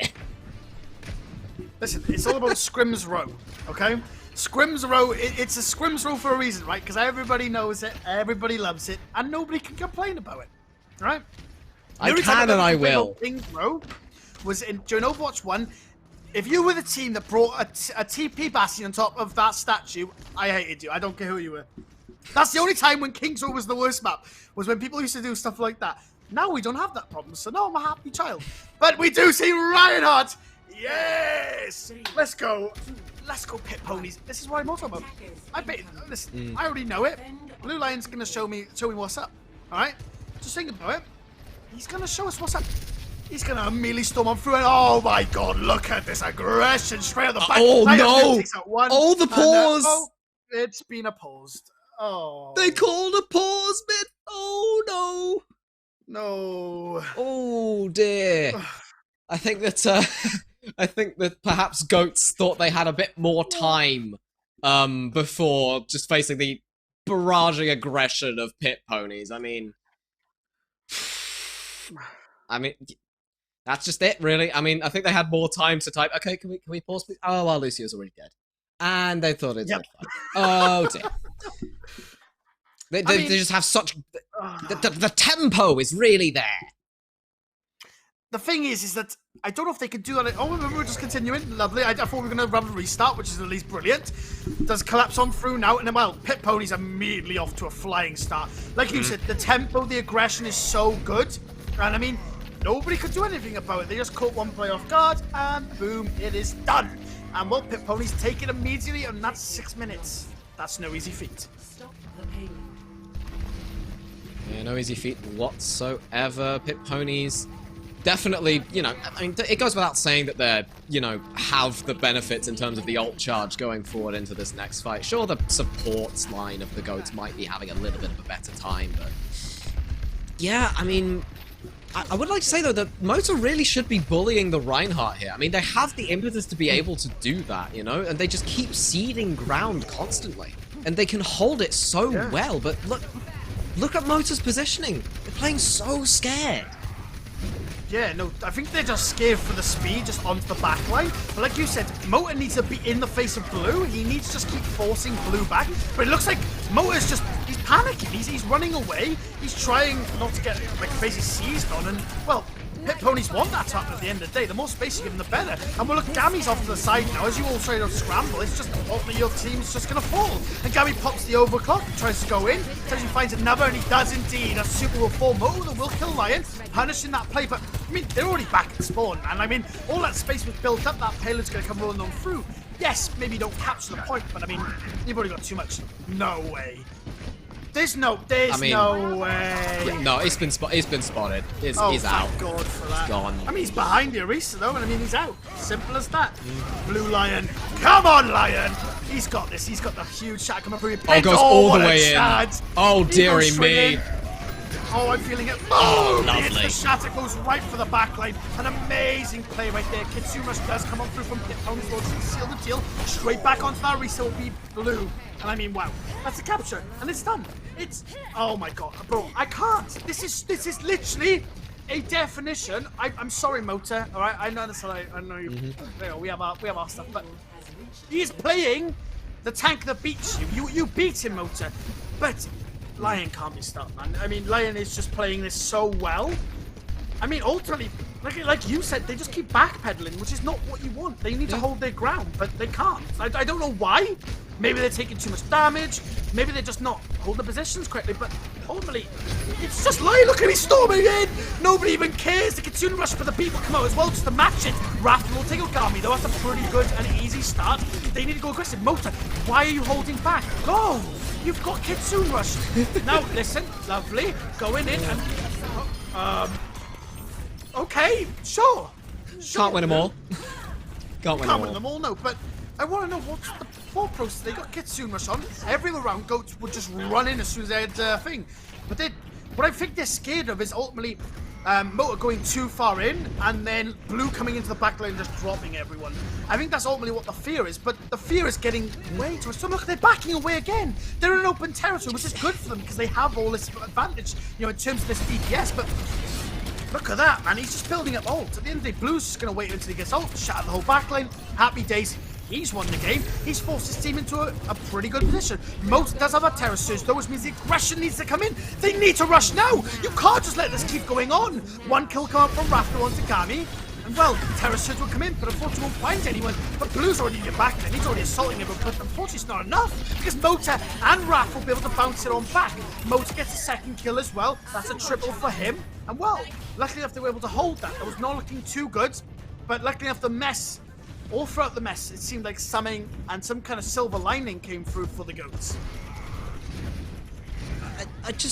The goats realize they have a Lucio too, and that they can go just as hard as like pit ponies and perhaps even harder. Because they don't seem to know that yet. And again, then look at them, they're ceding so much ground, they had so much impetus to be able to take a fight in that corner, and they're just playing around the point, and that's a free Kitsune Rush there. I don't know what to say. Oh no, it's such a huge boop. Well, straight onto Jessica, and Death Blossom comes in. Oh, a good boop away, the wolf force her back. Mota's caught out, so Mota will fall here if he's not careful. Mota tries to rush back in, trying to protect the team as much as possible. Lucius just trying to get her around. Oh, the Rhine swinging, he's just absolutely going nuts. He's just hoping his team can keep him up. Goes straight in the back lane, takes out Jessica, and well, unfortunately, it looks like that's all she wrote.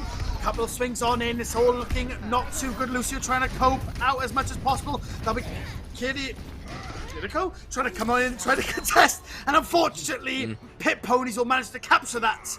And well, that's not too good for them at all. And well, 3-0 immediately off the bat. Wow, just wow. You know, honestly, I can't believe that Mota's unbound his W key. I'm genuinely shocked. Like, you know, it just doesn't seem to be a feature on his keyboard, frankly. And I don't get it. I honestly don't get it. Like, even when the goats have like fights won, they're still not holding. Maybe they're scared they're gonna get C9'd or something. But like, they're playing Brawl. If they split up, if their Lucio goes to C9 it, then like that's fine. Like that's a one fight for you. And it just doesn't seem like, you know, maybe Mota's not an Orisa player because, you know, Jessica is, you know, we've seen in the previous game was playing Orisa the vast majority of the time. So maybe Mota's just not quite used to the character, more of a Sig player, as you've previously mentioned. But it's at a certain point inexcusable. Oh, most definitely so. I mean, it just doesn't make any sense. He literally fully counters him. I think the only concern they have is maybe, like, if they speed in and Blue Lion speeds in as well and he gets and takes out the backline, that's the only fear. But then you're playing DPS that should be far back, so they shouldn't be in a position to essentially get run on top of. And if they are, they're just in bad positions. They've opted to go for Bastionos, try and melt down those barriers.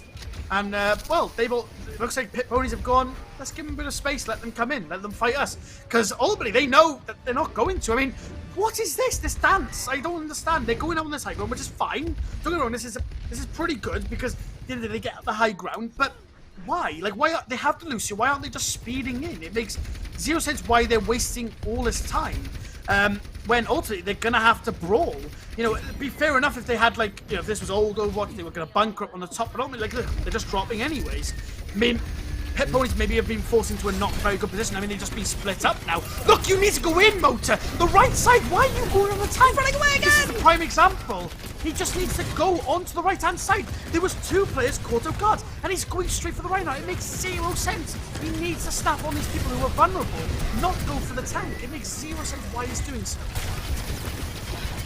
I mean, you know, maybe they didn't want to deal with the wall, and that's why they chose to path in such a fashion. But they still got walled off on the point anyway. Finally, Blue Lion able to be taken down for just wanton aggression, and Wraith picks up 2 at the end. Most definitely so. It's looking like Goats are managed going to be able to capture this, which, to be fair, is in pretty good time. You know, not as good as Pit Ponies, but 5 minutes. I mean, hey, that is a lot of time in your bank. And I mean, they could definitely get a similar time to the Pit Ponies.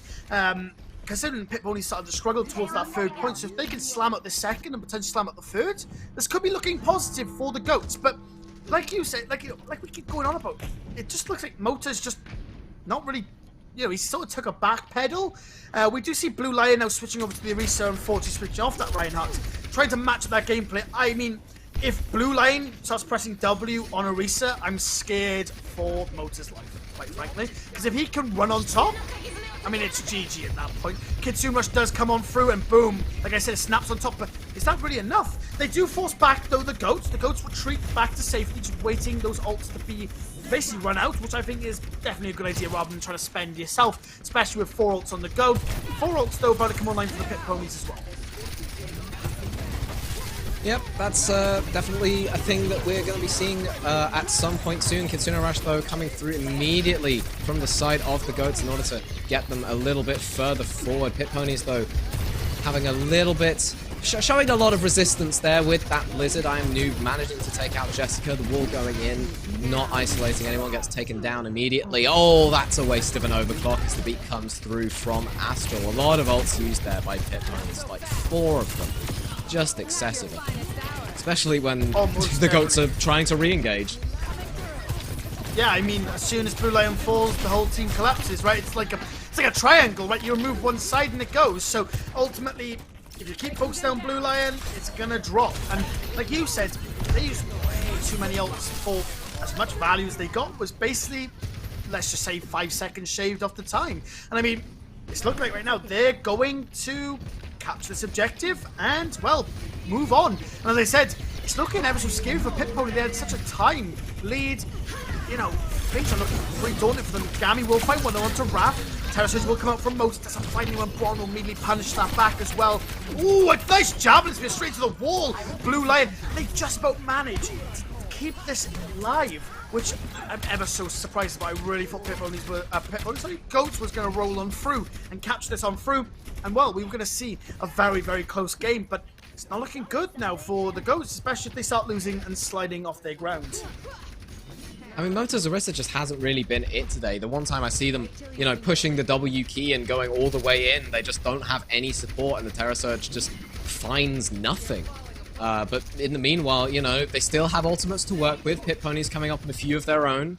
But, you know, again, you just see such passive play there. But the wall comes through. Mota has been fortified, so they're going to be able to escape that relatively easily. But again, you know, Goats not taking advantage of the wall being down. They are going to go for the Sojourn on the side, though. That is a really big pick, but they need to take advantage of it. They're still playing really slow, which I don't really understand. I think they're setting up for a Riptire right now. That's where it seems like force the team into one position. There we go, Jessica with the Riptire coming on through Terrace to pull everyone in. Doesn't unfortunately catch much. Blue Lion though struggling. He's caught off guard. Jessica will take him out, sorry. A couple of shots coming on in once again. That'll be Raph getting a kill onto I Am Noob. Ultimately looking like Goats are starting to pull this back into their favor. Raph takes out another, straight onto Braun. A couple of shots on in, it's all up to this Lucio, but Astral will fall. And well, that time is gonna go up. But not by a substantial amount, to the point where I think Pit Ponies are going to be, well, they most definitely are going to have the most time on the bank, but how much time are they going to have extra is the real question. I mean, Pit Ponies, 4 ultimates in the bank.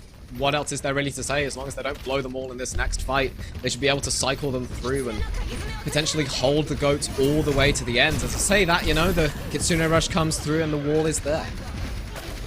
Wow, how amazing was that? Blue Lion and Astral both forming on through. Blue Lion finds another straight to the spawn. They're just chasing these players down. An answer back from the Pit Ponies. 3 ults on the board for them. 3 ults on the board, but to come online though for the Goats. Potentially 4 as well, if that jungler can get enough damage on through. But once again, like you said, the aggression was there, and I like it, because when they go aggressive, they generally win the fights. But that aggression is just not there a lot of the time, and then when there is, oh no! Oh my god! The eats! Motor! He's beaten.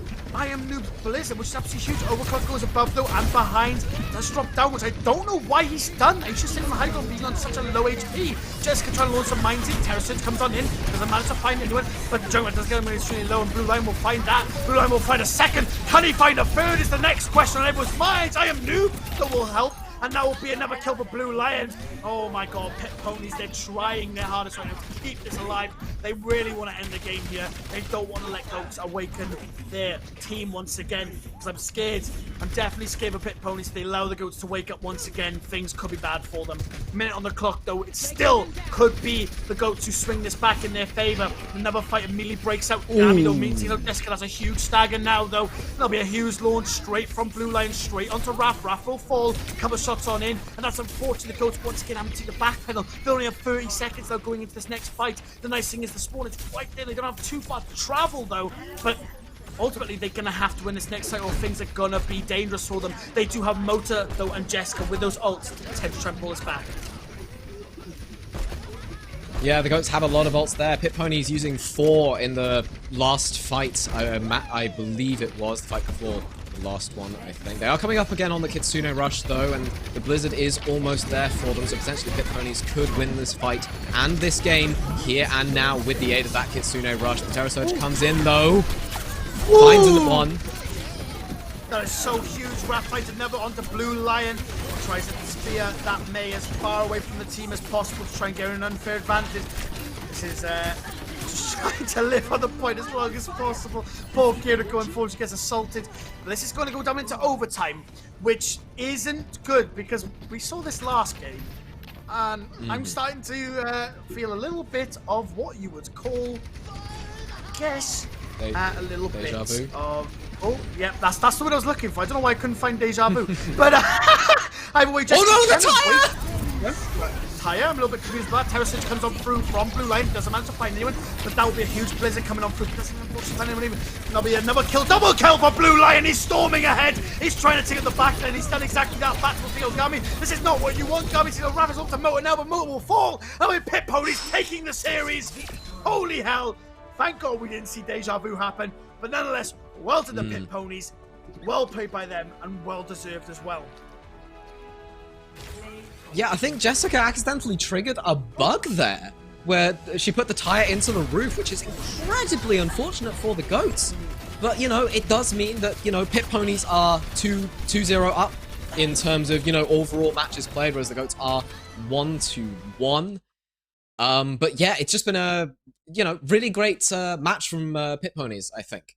But it is not to be understated, however, that Goats were making a lot of swaps. You know, Shinigami was constantly... it wasn't Shinigami. Shinigami's on a different team, but, on you know... Ponies, yeah. Yes, my brain's fried. My brain's Well, Moat fried. and Jessica swapped halfway through that game. Yes. Yes, they did. Potentially, maybe there was a bit of fatigue coming out from Jessica on the tank. Wanted to maybe just give it a little bit of a break, so Motor had to try and take that ground. I know, like you said, you know, maybe for the Sigma it made sense, but keeping him on it, I don't think really made a whole lot of sense. It didn't seem like he was at all comfortable really on the Orisa until not until the later half of that game. But yeah, I think ultimately probably that fatigue was setting in for Jessica. I know how it could be for a tank, you know what I mean, constantly getting bullied, booped around, and you're playing the same tank over and over again. I wouldn't be surprised if Jessica was the one who really wanted to play Reinhardt at the beginning, just because Jessica just really didn't want to play Orisa. Because I know the fatigue really does kick in. And I can tell you this right now, towards the end of that match, I'm kind of glad it ended there, as unfortunate as it sounds, because the fatigue is definitely kicking in for me. I'm not surprised you've been talking your little tongue out. That, yeah, phrase, I don't know. We'll move on from that. We'll move on from that. Well, moving on from that, whatever. I tried. But, you know, that will be it from us today here at Welsh Esports' community tournament. I'd like to thank everybody here for watching. I'd like to thank my co-caster over there, ConchCasts, for doing an absolutely fantastic job at play-by-play. And I'd like to thank you, the viewer at home, for sticking it out through all of this stuff that's been going on today. Thank you all for watching, and I'll see you around. Bye-bye. Take care, guys. Bye-bye.